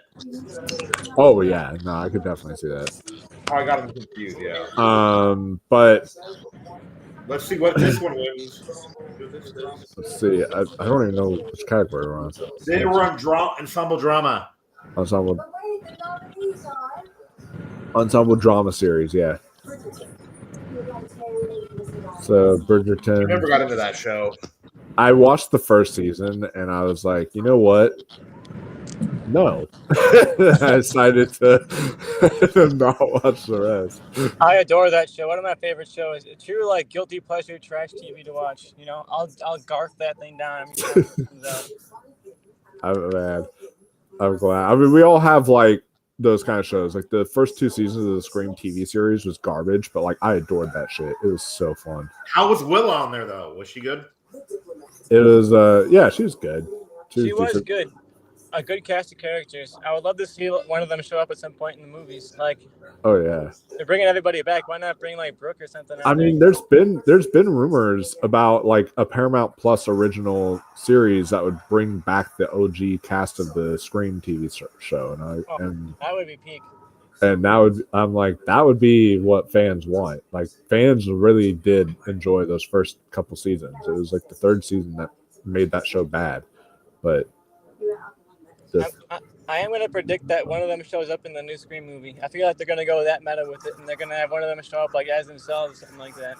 I think it would be the girl who like was like Audrey, the one that was like the short-haired kind of girl. I think that maybe she could show up in there. That'd be kind of fun. Oh man, Slow Horses is so good. I'm watching that show right now. It's so amazing. It is such a good show. Goes to Shogun. Yep. Yeah. So oh boy. Expected that. Cosmo Jarvis has a movie coming out that's with a big director. Let me look. He's the guy from Shogun. Let's see.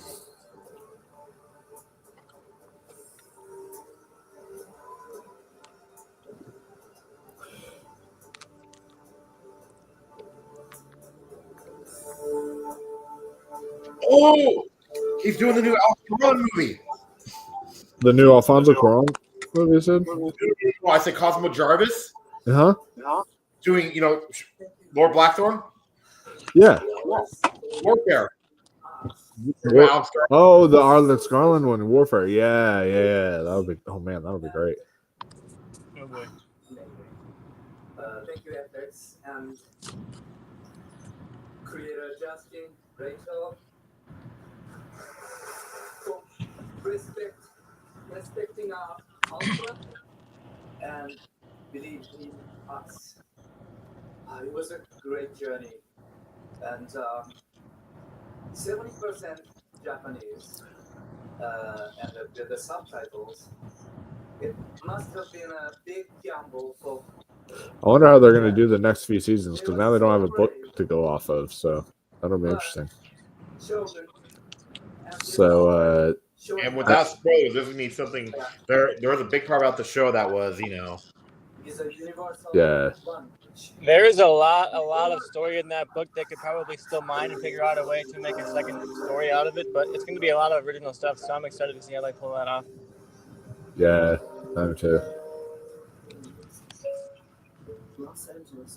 I love that. Oh yeah, here's the LA fires.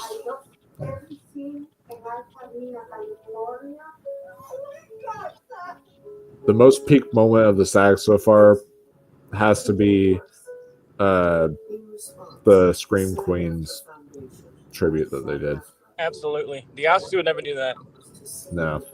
It's just like, it just shows you how cool SAG is. Like, they will just go with surprise. Oh yeah, and I actually did the math for this, Tristan, and people saying that like SAG has no effect on the Oscars at all. I did the math, and like SAG is right about half the time, literally half.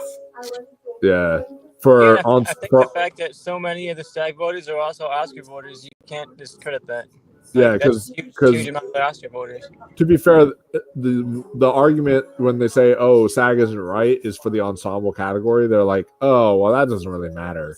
But like the ensemble category has been 16, right? That's what you said. Yes, yeah, they're literally at 50% right down the middle. So yeah. So like, I feel like the ensemble category is still something to pay attention to. But I know you weren't able to really give your predictions. So out of the next remaining categories, which is best actor, best lead actress, and then ensemble cast, what did you have for your predictions, Tristan?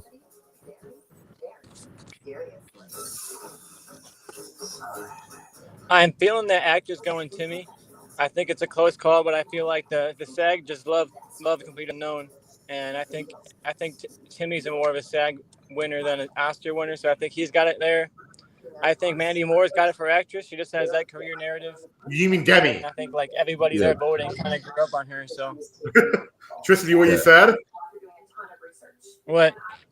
You said Mandy Moore. Oh, I did. I said Mandy Moore. I got my Moores crossed.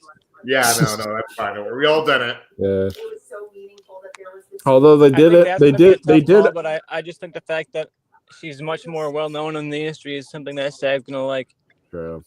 But also, like, Mikey Madsen's now picking up huge momentum because she's just won an Independent Spirit Award.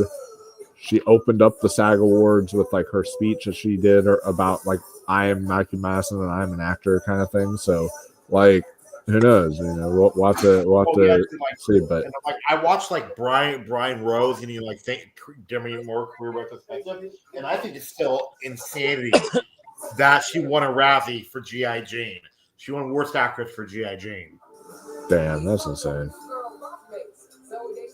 What? Yeah, I don't know why they would award Will Smith's wife Worst Actress. That's insane. Yeah, what did Jada Pinkett Smith get for that movie? God damn. Yeah. Oh, I'm actually in the process of watching New Girl for the first time. So this is actually like really fun to see these two together.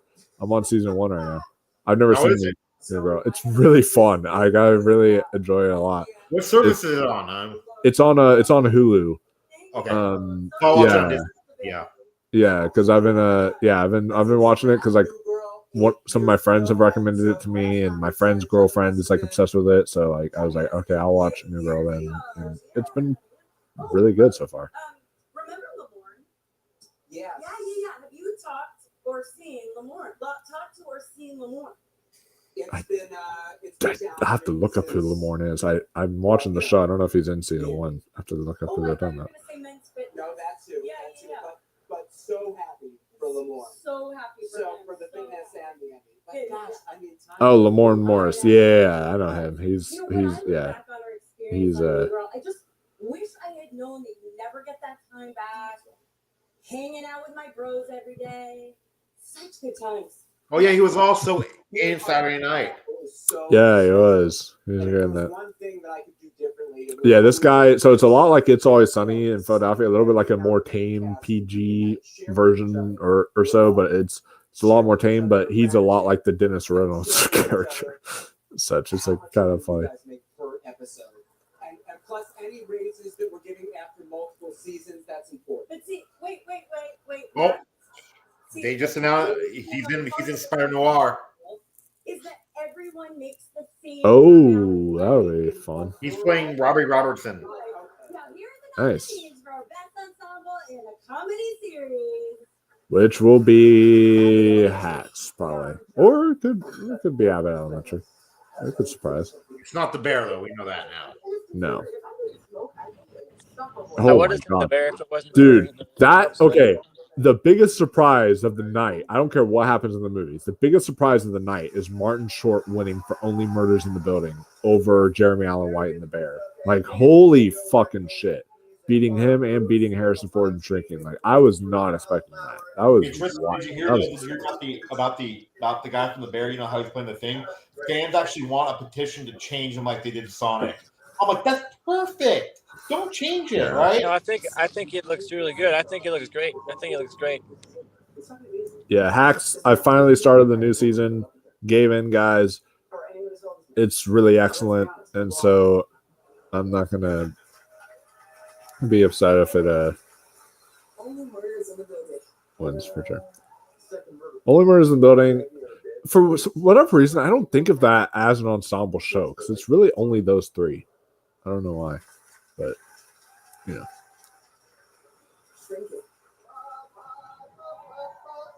It always does have like celebrity guests, you know, like the Paul Rudd and the Meryl Streep. Oh and yeah, stuff like that. they do, but like I just don't like think of those whenever it comes to this. I always just think of the main three casts because they're like solving the case and such. And everything. So Just like in a way, you know, like $1 Million Baby got nominated for an ensemble, and there was only 3.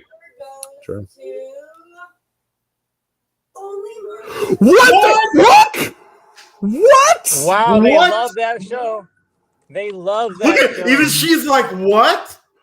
Bro! 3 seasons in. Oh my god. Selena Gomez's reaction. She's like, what the fuck is going on? Look at her.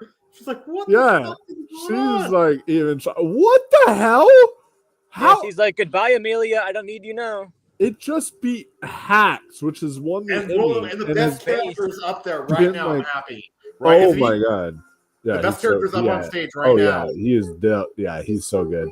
I This hate. counts as a win I for Amelia. hate that fan theory that says that like he's gonna be the one that's involved with like everything, and that he's gonna end up being like the main bad guy at the end or whatever. I don't like that theory. But This counts as an Amelia Perez win, I think. One more for Amelia. no. Give Only Murders its moment, dude. I'm gonna text Andrew tonight. He's gonna be he's gonna be disappointed about Wicked not winning, but he's gonna be. I'm gonna let him off easy. I'm gonna say, dude, Wicked did not win anything.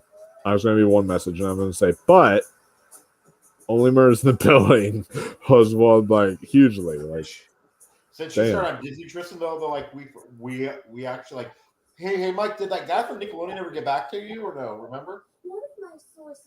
the guy from Nickelodeon, the Hey, Stephen Kramer Glickman. oh yeah, no, not yet. I need to check my emails and see if he has, but And look who it is, not so lonely boy. Timothy Timothy Chalamet sitting next to a hot steak, medium rare. Ooh. See, a lot of focus is on the Timothy Chalamet right now. They've not at all said like, oh, look at how hot Adrian Brody is, or yada yada with Adrian Brody. Like, they've not done that yet, so we'll see what happens. Okay. To present the clip for our next cast in a motion picture, it is Gossip Girl 2.0. Please welcome the cast of Conclave.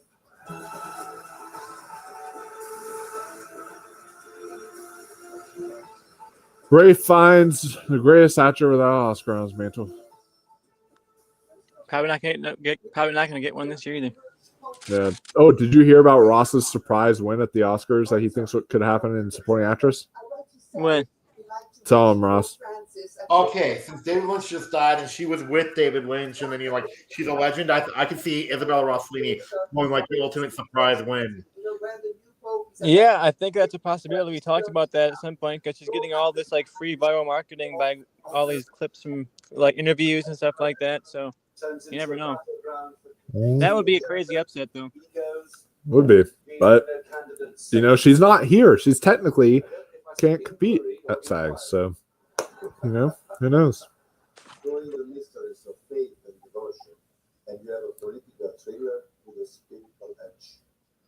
Yeah, it's very disappointing that they don't have the focal point of the movie in the SAG in the ensemble cast, but and the weight of their decisions.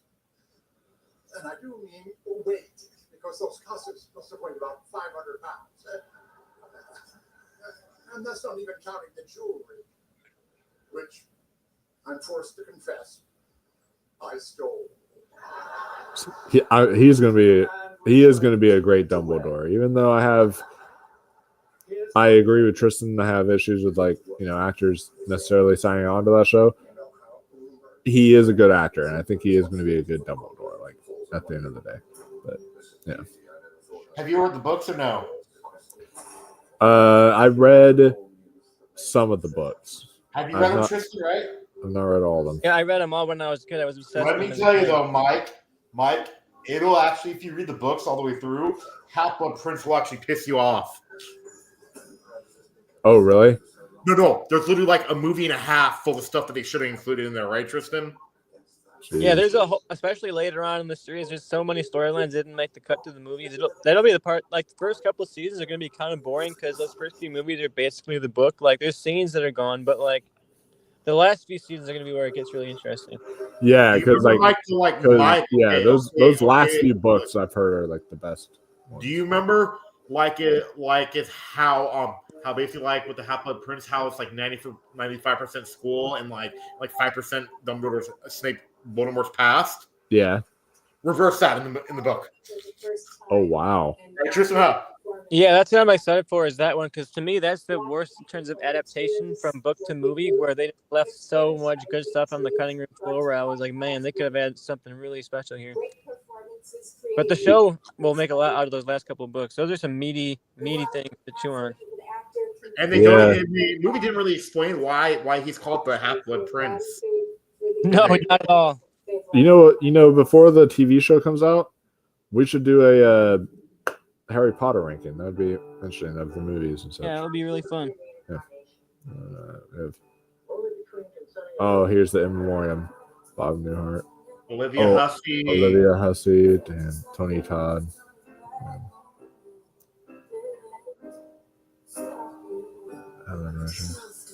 David Lynch should be on here because he technically acted in The Fabelmans. So. Yeah, he's acted in a lot of stuff. Yeah, he'll be the last one for sure. And There's the no doubt Walsh. about it. Oh, yeah. Damn. Ebert had a viewpoint on like M and the Walsh. You knew what it was? What? If him or like Harry Dean Stanton were in a movie, it couldn't be that bad. Yeah.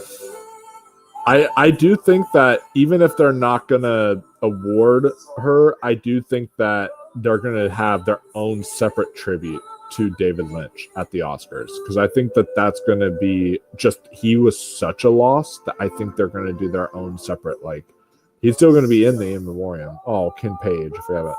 He's still gonna be in the In Memoriam, but it's gonna be and even like they're gonna have a second one that's gonna be just dedicated to David Lynch. Nobody knows me. I could be anybody. I could be somebody. Oh, Bill Cobbs, Chris Christopherson. He was so good, and Alice doesn't live here anymore.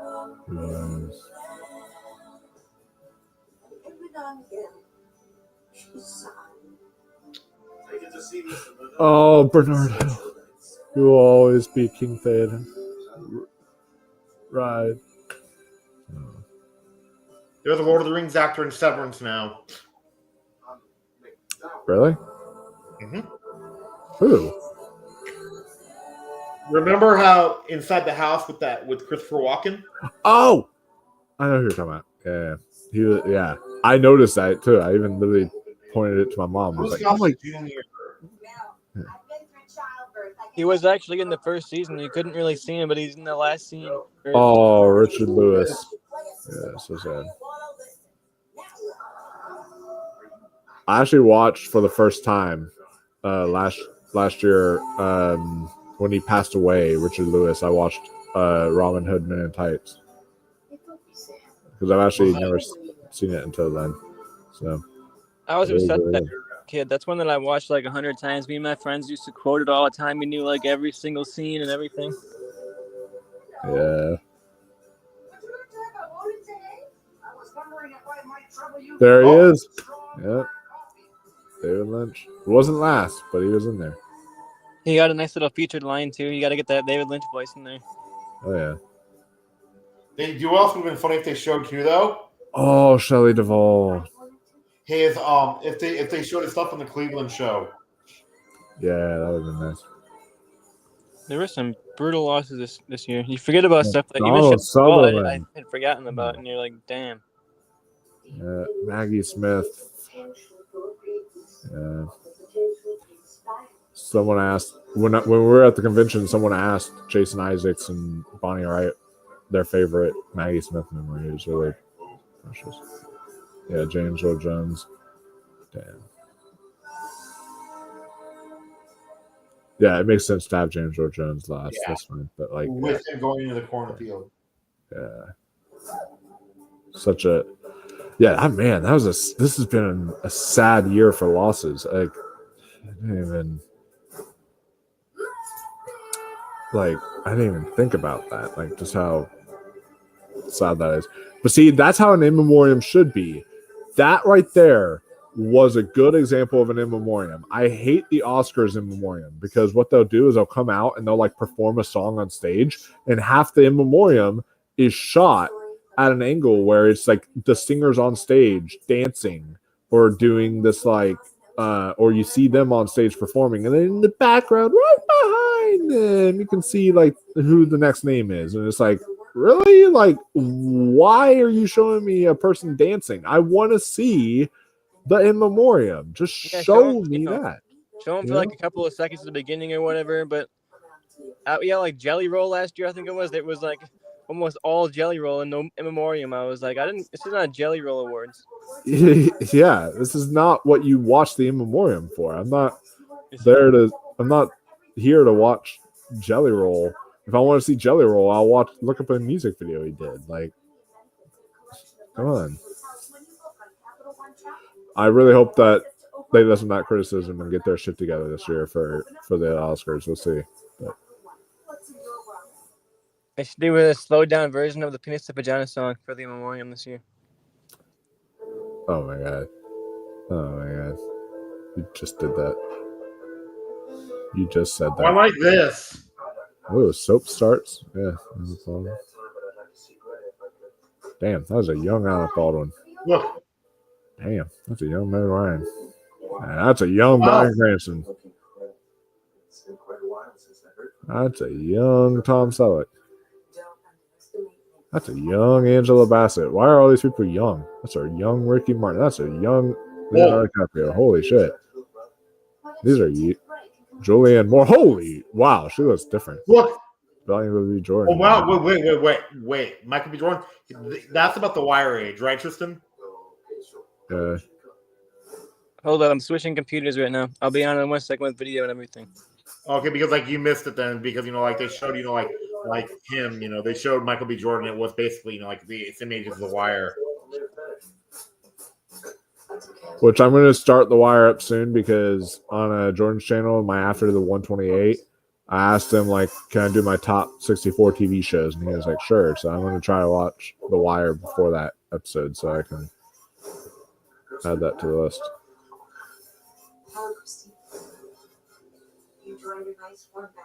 Nobody made me come here. I'm also going to try to watch one of your favorite shows for the episode, Ross, which is Friday Night Lights. I'm also going to try that. Yes. Yeah.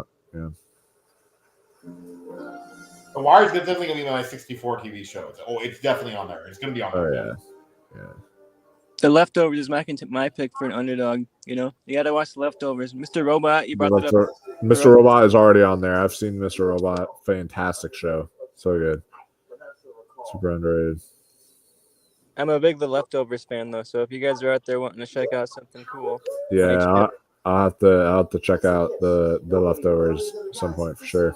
And also too, Mike, The Wire though does something weird. It's like season 1 is still like a 9 out of 10, but it's the weakest season by far. Of The Wire? Okay, interesting. Yeah. I would not say that myself, but I would not put the one at the bottom. For me, one is like in the middle. I think the second season is a little bit weaker than the first. Oh yeah, I forgot. Yeah, it's still though, like 3, 4, and 5 are like just like peak TV that I've ever. I would love to watch that again. That would be a fun show to watch again, with a more adult perspective. I watched it when I was in high school or something like that, and it was great, and I loved it. But I feel like I get even more out of it now.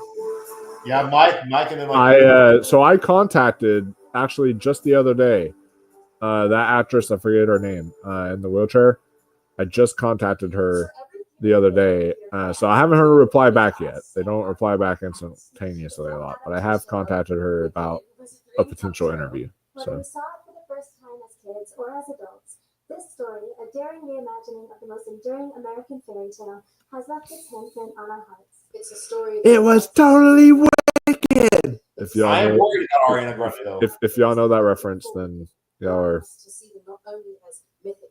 y'all are my best friends. If y'all know that reference. I am worried about Ariana Grande a bit though. Every skill in our arsenals. You're worried about Ariana Grande? She's actually unhealthy right now. They said. And yes, even to flying. Really? I mean, She has anorexia really bad. Oh, okay, I could see that. Yeah, because she looks very different. She's gone through some wild transformations. Like, I don't know what is up with her. It's like she went from like super duper pale to tan that was dark enough to make her practically black. And then she went from like just normal tan, and then she went to what she is now, which I guess you could say alien. I don't know. it's weird. Look at this picture of her they have. Look. Yeah, I don't know what is up with like with her. She's just been going through these wild transformations. If it is anorexia, then I feel bad for saying all this. But like, yeah, it's just I have to point it out. Like, it's been noticeable. Please welcome the president of SAG-AFTRA, Fran Drescher. Hey, that's the nanny, right? From Yep, I like that. Nanny? Yeah. Good evening, everyone. Firstly, I I know that show. want to acknowledge and give thanks to the WGA, the DGA, IATSE, AFM, Teamsters, and Basic Crafts for helping to make this night a success.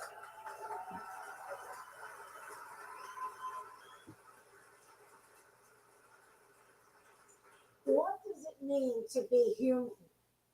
As actors, we learn how to play the three basic conflicts in life: man versus man, man versus nature, and man versus himself. When man versus man, unspeakable acts of violence and destruction are justified by maniacal, ego-driven thoughts. Well, she's not a presenter. She doesn't have an envelope, so I don't know what she's going to be in. She's head of SAG. Oh yeah. They're SAG. As we Totally forgot about experienced that. on January 7th, 2025, when extreme winds, then fires, made for a lethal and disastrous inferno, followed by torrential rains, floods, mudslides, and earthquakes, further crippling a county already in crisis. Wake up, humans. We can't let greed continue to deny global warming.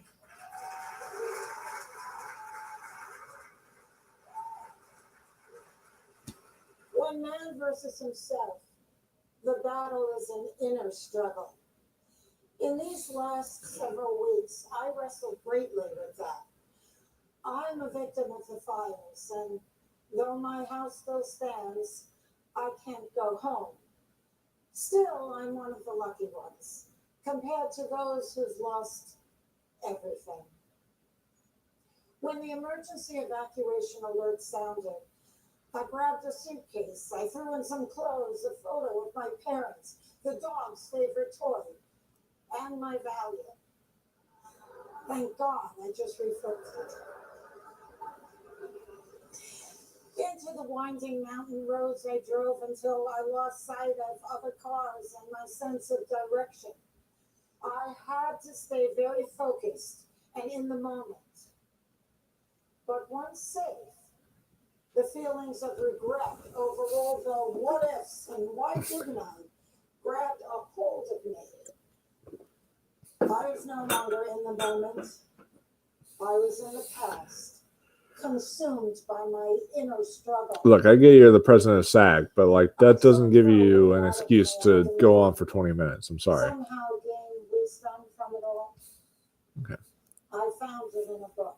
Oh, shit. He was just here. No, I'm kidding. Okay. All right. Hello. Hey, there you Oh, I gotta change my audio. But I'm here. Just in time to see Amelia Sweet. go. Yes, sir. Nah, dude, what if Amelia Perez was to win ensemble? Wouldn't that be the craziest twist of all award seasons? Like we go into the Oscars and you're like, what if it does though? Like, what if it does? I'd have to go back. He thinks they should put away all the stuff behind it. And he says he still thinks he can because he says the Oscars are adults. They don't care about drama outside of the award movie. Yeah, I mean, here's I have been saying for years, the Oscars do not can't figure out your own comment. Oh, yeah. Great comment from this Mary guy here in here.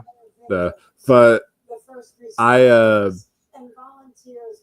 I've been saying how the Oscars honestly feel like they don't care about drama because, like I've said, it was well known when Hacksaw Ridge came out about what Mel Gibson said, what he did, all this kind of stuff, and yet he was still nominated for Best Director himself. He himself was nominated for Best Director, as well as the movie getting nominated and all this kind of stuff. And then there was the whole controversy behind Viggo Mortensen saying the N-word. I remember that was a big thing when Green Book came out because he was like describing something and he still got nominated. So it was like, I don't feel like Big award. Big award. Oh, and great actresses. God damn. Really bad sentence. Excellent. She's starting to become like a celebrity crush of mine a little bit. Yeah, I think the drama matters as much as the movie is good, So if people loved Amelia Perez, the drama wouldn't matter that much. Yeah. And of course, congratulations to you on your Screen Actors Guild Award. Please be a surprise. I don't want it all predictable. Come on. Let's see if it's Timothy Chalamet. He's the number one in awards expert. Apparently. Including myself. We'll see if we're wrong. And me. Ross is the only one predicting Adrian Brody right now, so we'll see if he's right. And the 5 performers in this category have shown amazing heart in their roles. And personally, I can't wait. And Adrian Brody also has his own form of backlash, and he's still nominated and getting all these accolades. So, But like, and people are still mad at him about the Halle Berry thing. I'm thinking she's forgiven him. They're friends. yeah. We'll see. We'll see what happens here.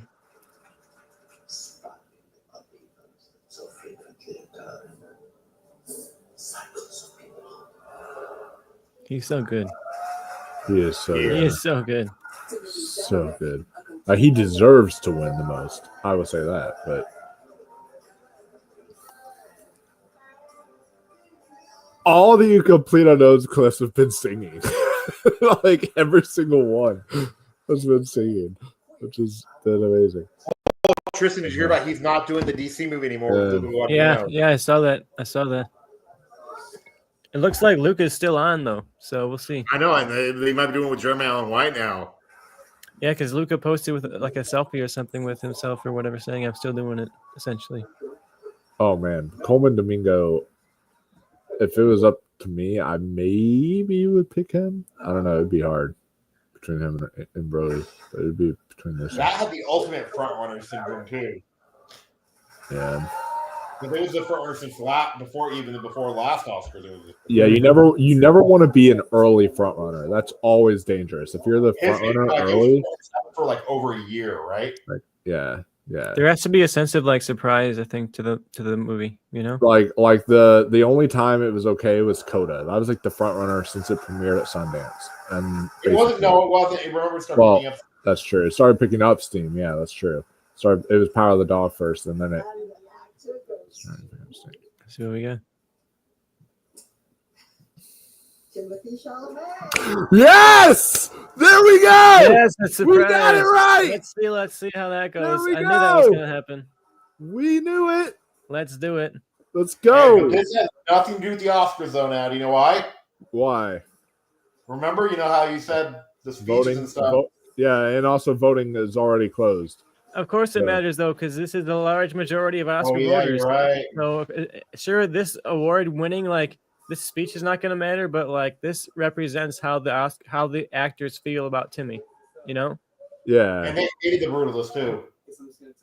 Yeah, they hated the Brutalist because they only gave it, like, one nom for Brody. And the only actor to have won with only one nomination at SAG is Kieran Culkin. But the rest, like Emilia Perez, you know, it's in ensemble, so of course Zoe won. His film, it's on ensemble, so of course he won. So Demi Moore could, but if Mikey wins, I wouldn't be surprised because of that. But I'm the only one predicting Mikey Madison, but we'll see what happens. But yeah, he's been campaigning his ass off, and I knew the actors would definitely go with Timothy Chalamet. We'll see how it plays out because Adrian Brody, this is now a 2-horse race. Adrian Brody could still win the Oscar, but who knows?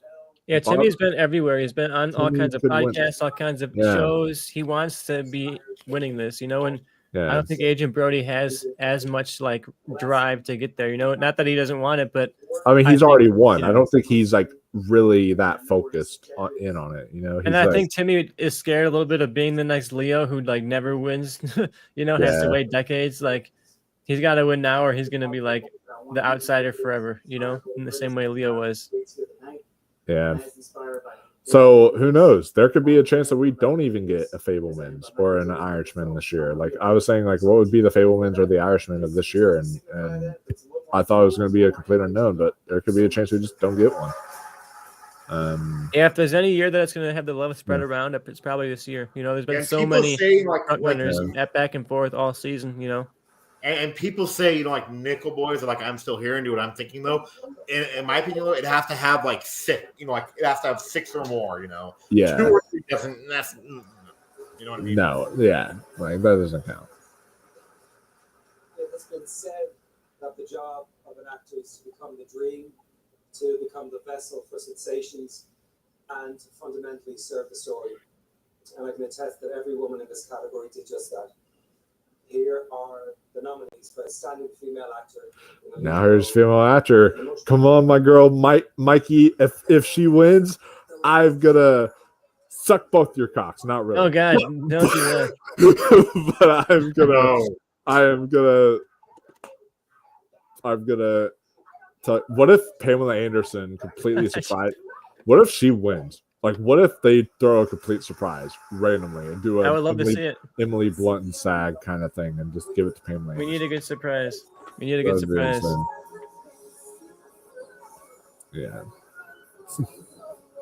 Yep. Because the only surprise at SAG so far has been Martin Short and Only Murders in the Building Winning Ensemble. Those are like the two surprises that happen. There you go. Next Harley Quinn. I Come like on. that casting. I would love this. I love this on being Netflix because like that the Oscars are gonna have to cut out all the language of that movie. Oh, yeah. The substance. You know who she looks like in there in that scene? She looks like the witch in Snow White. Oh yeah, she does. This is going to be the most important win here of the night. Yeah, absolutely, it is. Absolutely. Because if neither Mikey or Demi win, then that definitely leaves room for a Fernandez. Let's do it. Yeah. It's happening. There's my in for pictures. So I still believe. Demi Moore. Okay, there you go. She did it. Yeah, SAG is one that has more than even BAFTA. SAG is one that usually goes with narrative. They're like, okay, we have the narrative like Timothy Chalamet. It's like, hey, Timothy, you've been giving us Oscar role after Oscar after awards role after awards role after awards role. So here's your time. SAG has that kind of stuff. That's probably why Martin Short won, honestly, because it was that kind of like a this is your time kind of deal. So Demi Moore, it's like the same way. Zoe Saldana, they always have those like this is your time kind of wins for SAG. So what I love too, this time in Demi Moore, I love it when like I'll be like watching a video and like a critic will say and then like this movie holds a special place in my heart and nobody else likes the movie but me. Like he's talking about her in that movie called Nothing But Trouble, which is an underrated movie if you've seen it. I really think this is going to start a trend of these kind of comeback horror roles for people. You know how John Wick started this comeback action role for like a decade? Yeah. I feel like we're going to start seeing that trend of this actress or actor we haven't seen in a decade is going to be in some crazy body horror movie from A24, and you're going to go see it to see how crazy they go. And I'm excited for it. I feel like finally we might start seeing horror break through and become this respected genre in the awards circuit, and it makes so much money. It holds up this entire industry, and they act like it doesn't exist. If you go through the Oscar history, you think horror was like it never existed. It pops up like once a decade. But it's a genre that holds up the industry financially. So it's about time they start throwing it some love. Yeah, Ross was saying how he thinks that this will finally be the first year that we get a change from the Academy of showing horror to be actually represented just as much as dramas and other films, and because we have Nosferatu nominated and we also got speaking of Michael, speaking of horror, Companion, right? I'm not giving anything away about the movie itself, okay? Yeah. I forget a couple of years ago, Harvey Guillen from Companion, you know him, right? Oh yeah, I got to meet him actually. What? Cool. I got to meet him actually. Would you want his autograph ever or no? At a convention, I would. The only reason I didn't get his autograph was because he was literally closing up his table like when I met him. So I was like, damn it. Okay, well, can we just talk? I was like, yeah, dude. Like we can just chill and talk until my like agent's done wrapping up the table. I was like, okay, cool. So we got to talk and just kind of have a conversation with each other. But he was a super cool dude. Is he? Was he cool though? Right? Yeah. Yeah, he was awesome. I love Harvey Guillen. He was great. Now I got to think. Tristan got my head working. Thanks a lot, Tristan. About like which actors in this type of stuff. I still have faith though, because here's the thing: Demi Moore, yeah, she's winning here. Yeah, Mikey Madison won BAFTA, but when Fernando Torres won Globe, that was for drama, and Fernando Torres has not actually been able to go up against any of Demi Moore or Mikey Madison yet. So that is a thing to still consider, that this is the first time that Fernando Torres will actually get to go up against these two.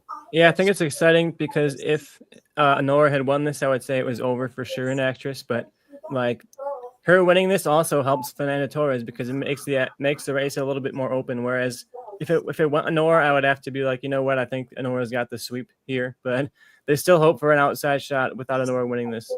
Yeah, I've got two that could do the thing that Tristan said. Like they're already in a horror movie too. Zach Galligan and Phoebe Cates, both from Gremlins. They both kind of disappeared off the. Oh, see, that speech is not going to help you, but probably the best speech on the night so far.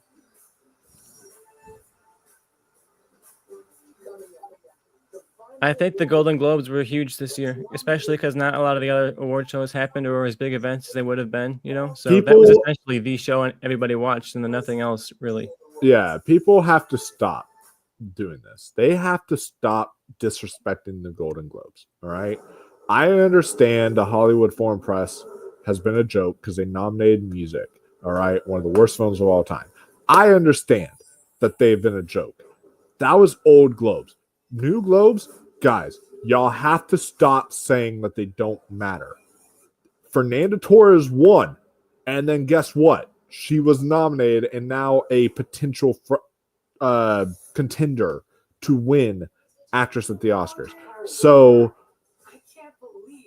and then like Flo wins animated, and now is like one of the contenders to win animated. So, y'all cannot sit here and tell me, and Demi Moore won too at Globes. Like y'all cannot sit here and tell me Globes don't matter. All right, like this is starting to get ridiculous. Yeah, all eyes are going to be on the Globes now. As soon as an outsider wins any category, it's nominated in any category, it's going to be like, oh, it's their Oscar now, you know. So it's going to be the Globes are very much going to matter more next year than I think people thought that they did. You know, especially get it to new Globes, and people thought once the Hollywood Foreign Press got called out that the Globes are going to not matter at all anymore and essentially be irrelevant. But I honestly feel like they've bounced back and have become more than they ever were. You know, the Globes used to be a party for like, you know, they'd throw a win for every celebrity they can get just to get everybody there. But now they're trying to take themselves more seriously, and they're going to kind of be like, you know, going for the Oscar. You know, they want to be the actual,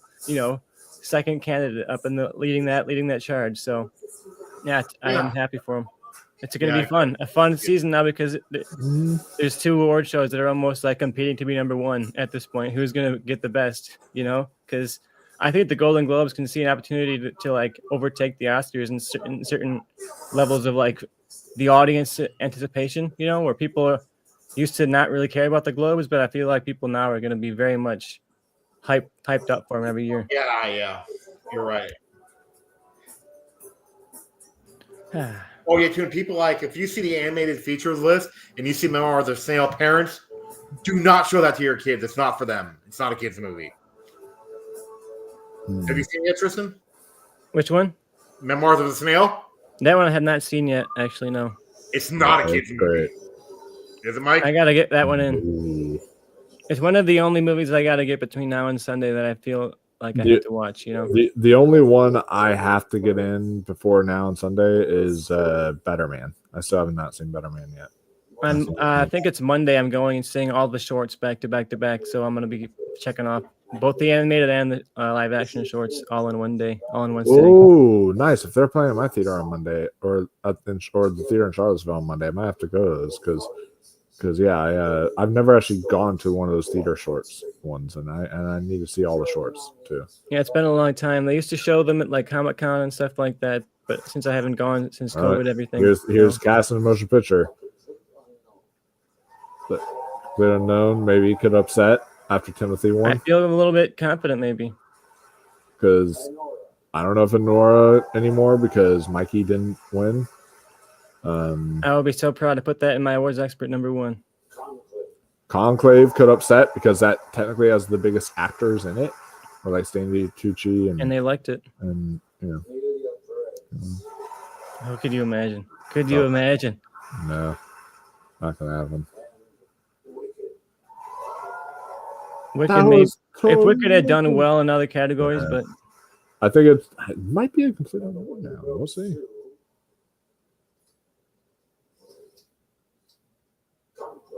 Conclave. Conclave gets it. Wow. Right. Wasn't I? Wow. I picked it. Wow. Yes, you I were. picked it. Yep, I picked it. Okay, well, I think now it's become a 2-horse race now between Conclave Unbelievable. and Anora. I don't think it's no longer between Anora and the Brutalist. I think it's now between Anora and Conclave. Yeah, the Brutus couldn't even win, though, huh? I mean, technically, yeah, it wasn't even eligible here, obviously. But because Conclave beat it at BAFTA is what I'm saying. Because Conclave won at BAFTA, and because it now won here, I think that now Conclave is starting to pick up steam. Because it won no other SAG award. And then it ended up winning for ensembles. So I think that this is a big indicator into what we could see take home the prize and stuff. Like this is a big deal. So. Yeah, I'm happy for it. It does. I know you're not a fan, Tristan, but it does deserve this category. Yeah, in terms of the acting and the casting, I feel like when you look at this, not as a best picture, but as an actual ensemble win, like that makes sense. They filled the roles out really, really well, even the small roles, you know. So I think it makes sense to win this. I was hoping for Anora because it did a similarly great job of filling out even the smallest roles with interesting faces. So yeah, but this is the much bigger name, so it makes sense to win here. I think the thing with Anora is even though the ensemble, like there definitely is an ensemble in there that you can tell, people really only think of the three. I think like they think of the couple and then like Yura Borisov or something. Like I don't really hear like a lot of other talks about the rest of the ensemble, but this one is like this is like you get a bunch of conversations of all the different cast members and such. So.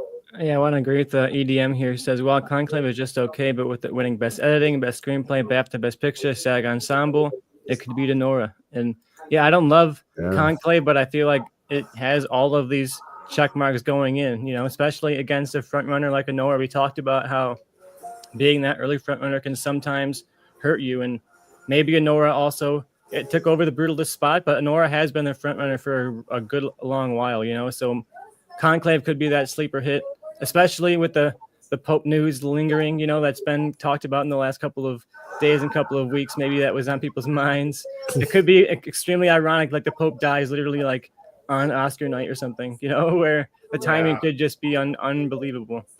Anora did also win big at I know they're not a huge indicator for the Oscars, but still it won big at the Independent Spirit Awards. So it's showing the momentum still there.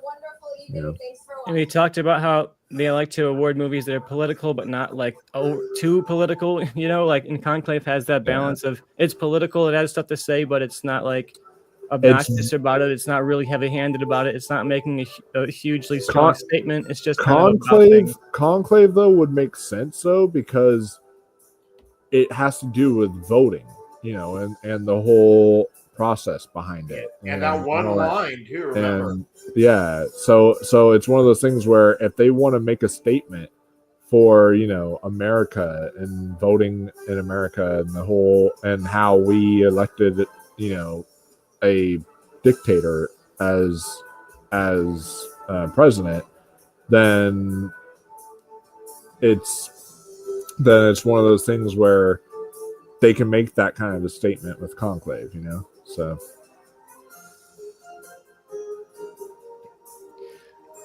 it's going to be an interesting race. I'm glad that Anora didn't win here just because it's exciting to have yet another upset. It's been such a fun award season because every single show has had something unexpected come in and win here. And I know the Conclave Hive is hyped right now because people were really believing in this movie and all year have been saying, no, it's really going to happen. It's really going to happen. And I know I've dismissed it a lot on the show. We've all kind of dismissed it in different episodes saying like, oh, it's not really going to happen. It's going to be the Irishman of this year where it gets all kinds of love in the nomination side, but nothing on the win side. And I think you also got to wonder about actor too. Like, is there's actual chance of him coming in and winning for actor now? Yeah. I don't think it's huge, but I think like this shows some level of potential for that if the I whole just- I entire just- industry is liking it this much. I just know that BAFTA has been like over the most recent years, I feel BAFTA has almost been a little bit bigger of an indicator almost in a way, because especially in like the lead categories, because you got like Glenn Close would win SAG, right, for The Wife, but then you had Olivia Colman win the BAFTA, and then Olivia Colman went on to win the Oscar with Or back in 2020, remember? Yeah, or with Poor Things, like where Lily Gladstone won for Killers of the Flower Moon for SAG, and then Emma Stone won the BAFTA for Poor Things, and then Emma Stone went on to win the Oscar. So, and then 2020, like you talked about, Frances McDormand. Like that year, we didn't know who was going to win because it was like a different actress winner each time, and so we didn't really know who was going to win. Then Frances McDormand won SAG or won BAFTA, and then all of a sudden she goes on to win the Oscar. So, in the lead categories, at least, BAFTA has been a major indicator on some stuff. But then of course there are circumstances like where Brendan Fraser wins the SAG for The Whale, while Austin Butler won the BAFTA for Elvis, and then the Oscar still went to Brendan Fraser. So there has been those kind of cases as well. So, and like literally too. Remember, Chadwick Boseman was winning everywhere, and then Anthony Hopkins then winning the BAFTA. That's true. Anthony Hopkins won the BAFTA, and then he ended up winning the father for the father. So there you go. I can't believe we're a week away. I really just can't believe it. I can't either. And on top of all that, guys, we still got a lot of awards coverage to still cover. It's not the end just yet. I know it feels like it's coming up there towards the end, but we still have our best picture ranking coming up for you guys, which will be the week of the Oscars. So we're going to be doing that for you guys, ranking the best picture nominees. And then we also, I like to do every year a video where it's like, if we were the Academy, like what we would have picked, kind of deal. Mm-hmm. So I'm going to try to do that the week of the Oscars. And then, of course, like just as like little fun extra side videos leading up to the Oscars. And then, of course, our final Oscar nomination or our final Oscar winning predictions are coming up this week. And then the Oscars and then the after show. So we still it's gonna be a crazy week. So we still got a lot of really big award stuff to talk about. We're going to be ending the season on the after show, but I am happy to announce this early. Well, I'm announcing it like we're an actual TV show, that Awards Roundtable has now been renewed for season 5, and we are going to be returning in June with our early Oscar predictions for the following year. So I want to do it in June because like that at that point it's the halfway through the year mark, and we can talk about like films that have come out previously in the year. Like sometimes I like to award maybe one or two of those early in the year kind of films. So that would be a good way to say like, okay, out of the films that have come out so far, what are the most Oscar friendly kind of films that you think have come out this year? And then we can also predict what we think will be nominated, at least for Best Picture, in that video. So that'll be sometime in June when we do our half year through the ranking video, halfway through the decade video, all that kind of stuff. You guys can also look forward to our halfway mark for our extremely early Oscar predictions. So yeah, I don't know about you guys, but I'm ready to get those predictions already. Like I was going to the Awards Expert app, filling out my predictions for the coming Oscars. It's not even Oscar week yet, and I'm already like, going through next season. And I'm going like, okay, what about the 2027 Oscars? Like, yep. my brain does not stop. Like I might not even take a night off. Like I'm thinking about after the Oscars, I'm just gonna stay up and be like, okay, what are my predictions now for next year? Like it just keeps going, and it's so fun to have an award season like this. It just reinvigorates you and makes you so excited for the next year.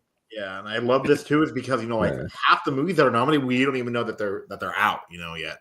Like, dude, you really think that in January anybody was saying, "I'm still here"? Honestly. Yeah, no, nobody was saying I'm still here. The only time that I was like even saying like, "Oh my god, I'm still here," deserves like a Best Picture nom, was when I saw it in October. Like no one else saw it up in like January. No one saw it in the early parts of the year. And that's the thing with the international films. Like sometimes they'll just completely surprise. And or like the holdovers. Like we always knew that it'd be good, but did we really think that it'd be that good? Like from Alexander Payne. Yeah, it's an exciting time too, because when you think about it, Real Pain had already shown at this point last year. Dune was already out or coming out soon. In the next few weeks. It was like a March movie. So, and Everything Everywhere All at Once was also a March movie. So when you think about it, the next Best Picture winner could be coming out, next week, or it could be showing in your theater right now, and it could just be the sleeper that no one's watching and sneaks up on everybody. Like so it's exciting. It's exciting time. Companion. Could you never know? We'll see. We'll see. Sure. I don't know about that, but we'll definitely. Dogman could be Dogman could be an actual animated contender. You never know. It could. Dogman was peak, man. All right, that was actually not that bad of a movie. Like you could see stuff like Dogman sneaking into anime feature and such. So that'll be interesting to see how it all pans out. Which anime feature, this is like probably the best year for anime feature in a long time. All 5 of those are amazing, and I would be okay with either one of those 5 winning. A quarter way through Wallace and Gromit now, the second one, and yep, and it's probably my number 4 so right good. now. Oh yeah, because it goes for me. It goes flow, then maybe I'll switch it, but the way football being Memoirs with Snail, then The Wild Robot is 3rd, and then Wallace and Gromit. Yeah. It's all like really, really good. So you're gonna love Memoirs with Snail, Tristan. I'm excited to watch it. Imagine the tone though. It is like The Nightmare Before Christmas. Like this Tim Burton and stop motion film, but it's rated R and it's bleaker than any of them combined. Okay. Oh, so so right now we got, if my buddies can bet on Chiefs for next year already, the Oscar nerds should too. The Odyssey 2027 Oscars, although the Odyssey I don't think is coming out in 2026. That's the only thing. I think it's coming out in 2027. Or no, it's coming out. No, it is coming out in 2026. My bad. I was thinking 2025. It's coming out in 2026. So yeah, that should definitely be available for 2027 Oscars. So that'll be, I think that's going to be a huge contender when we get to that at that point. So and that news too. That news, I think it could win. Visual effects. Which Paul Thomas Anderson changed the name of his movie now. Apparently, it's I forget what it's called, but it's like From Bad to Worse Times or something. I forget what it's called. It's like something. Because did you guys hear the news about the Cyclops in it in the Odyssey? No. Oh, okay. It's from Discussing Film. The Cyclops scene in the Crystal of the Odyssey will reportedly be filmed at Nestor's Cave in Greece with a 6x6 meter mechanical anthropomorphic puppet built inside the cave. Whoa.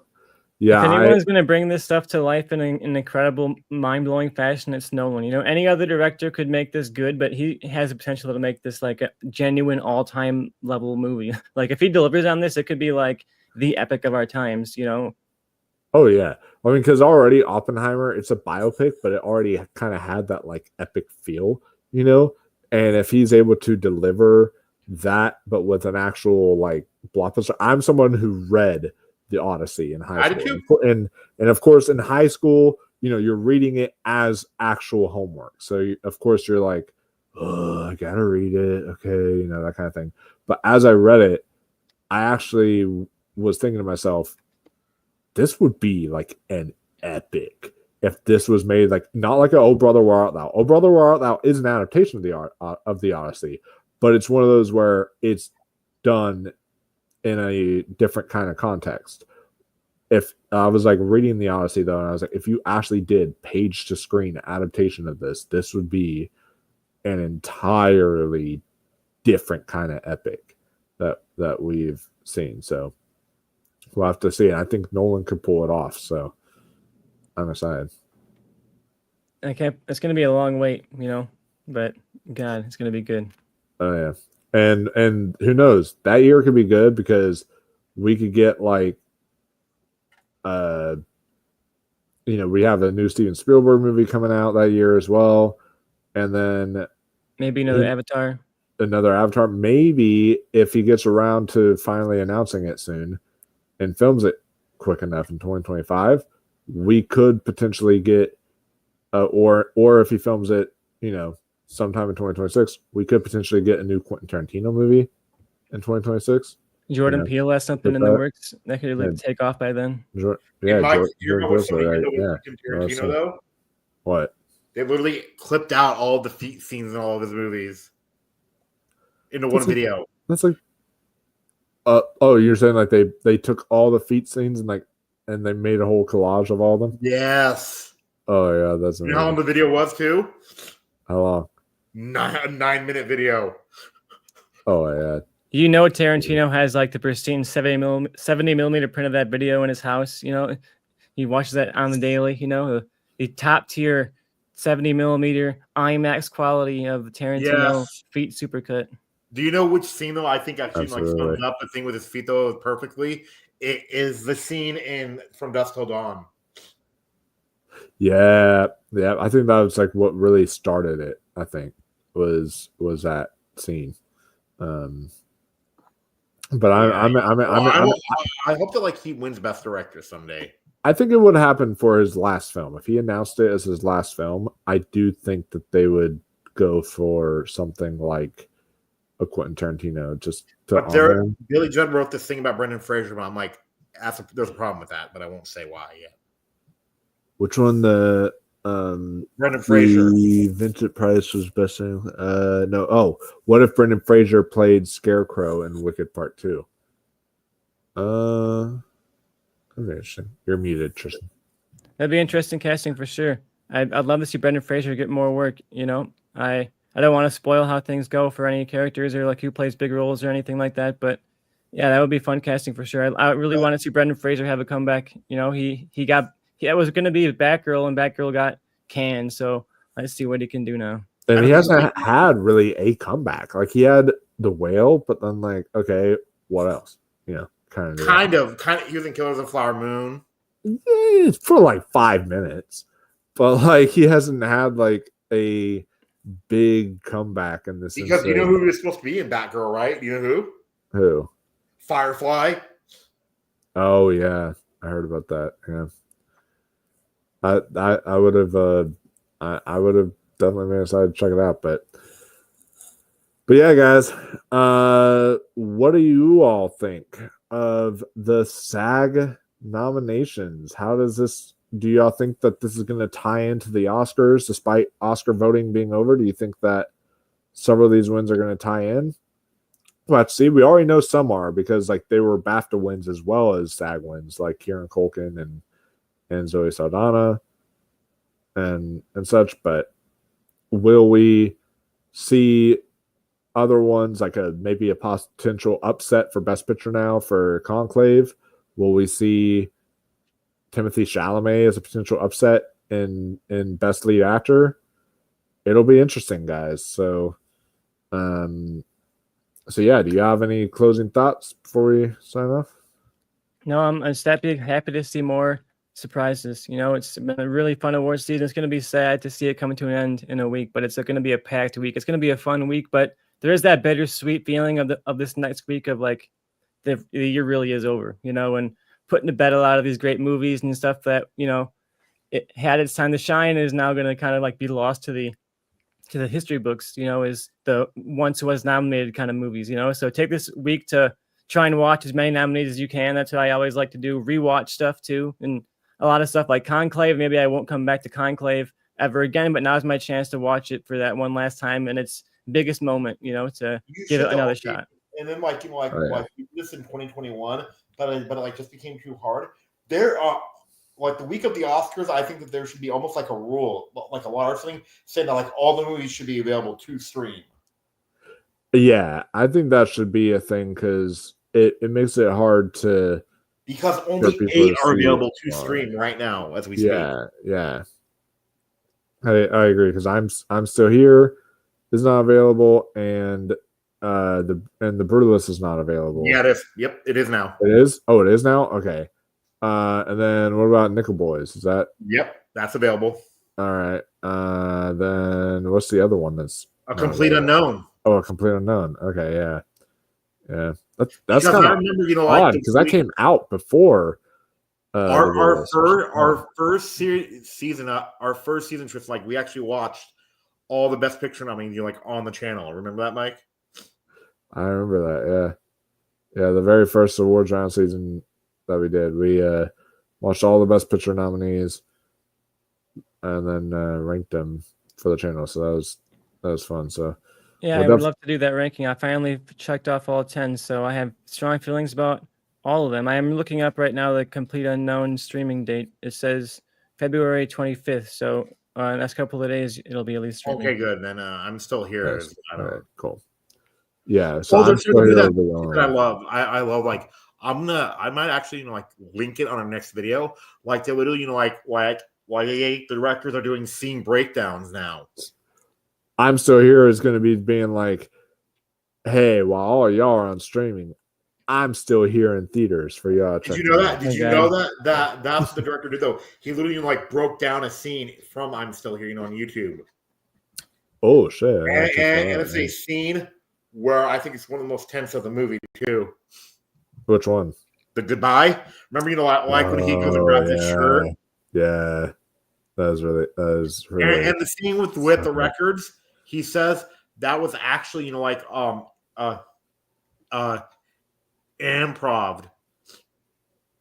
Oh wow!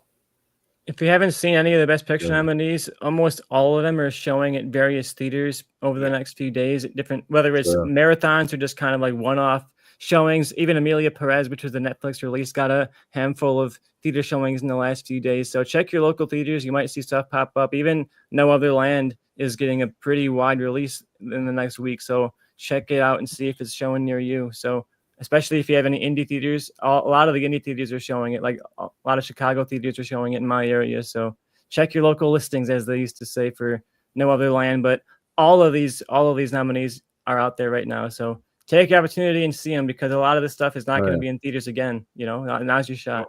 Conclave is the shortest nominee too out of all the Best Picture nominees. Do you guys know that? Really? Isn't it like 2 hours or something? Yeah, it's the shortest nominee. Wow. That says something. Let me look. I'm like, I gotta check that. I'm like 95% sure. All right. Yeah, but yeah, guys, definitely check it out at indie theaters or whatever kind of theaters you go to. Speaking of indie theaters, we'll be talking about it on the next awards roundtable, but we're going to be discussing the Independent Spirit Awards on there because I want to talk about Sean Baker's speech, which I think just will make people even love him more. It's the best speech we've had in award season so far, where he talked about the state of independent cinema and where we're at with it, and how more now than ever independent cinema needs to thrive. So and Conclave is the shortest nominee. Wow, that is saying something right Amelia Perez is second with 2 hours and 12 minutes. Wow. I'm going and rooting for I'm Still Here as, my prediction for the win. I want to be right. And it's what I call hope to think sometimes, because I just would love to see it happen. But I'm not going to be sad to see a Nora win, because like you said, it's a victory for indie cinema, victory for something that's not just like a true big studio push. It's not like the next Warner Brothers movie or something like that. It's a victory movie from a guy who worked his way up from the true blue indie all the way up for like decades. People only think about Sean Baker from like the Florida Project until now, but he's been working for a long time, you know, and it would be a fun win for him. Although And a fun win, now, like you said, for indie cinema. although now there's a chance that neither one of us has to buy each other a 4K, because if Conclave wins, then that just completely throws off the bet, you know. And you're What muted. happens there, you know? We will buy our own 4Ks for ourselves, you know. Just say, sorry, Yeah. I gotta spend $25 on my own 4K now. Exactly, because we'll have to see, but with the way the awards season is shaping up, it seems like there's potentially 4 winners that could happen come Sunday. So unbelievable. Which is better than last year, which was only 1 and 1. Oh yeah, basically. So we'll definitely have to wait and see which of those 4 take it this Sunday. So yeah, guys. So that'll basically do it for this awards roundtable episode, or this awards watch along episode. I'm so used to saying awards roundtable at this point because we've been doing it for so long. But awards watch party that we did for SAGs. Definitely be sure that you like this video, subscribe, share, ring that notification bell so you guys do not miss a single awards video in the future, because we've got still plenty coming up and more down the line. So yeah, guys, we will be coming out with a lot more videos soon. I'm attending Slam Dance Film Festival, I think, tomorrow. So if you guys want to see like any reviews for that, then let me know. And amongst a few other stuff coming up, of course, awards wise. So we will see you all in the next one. Until then, stay classy, my friends, and keep on watching those movies.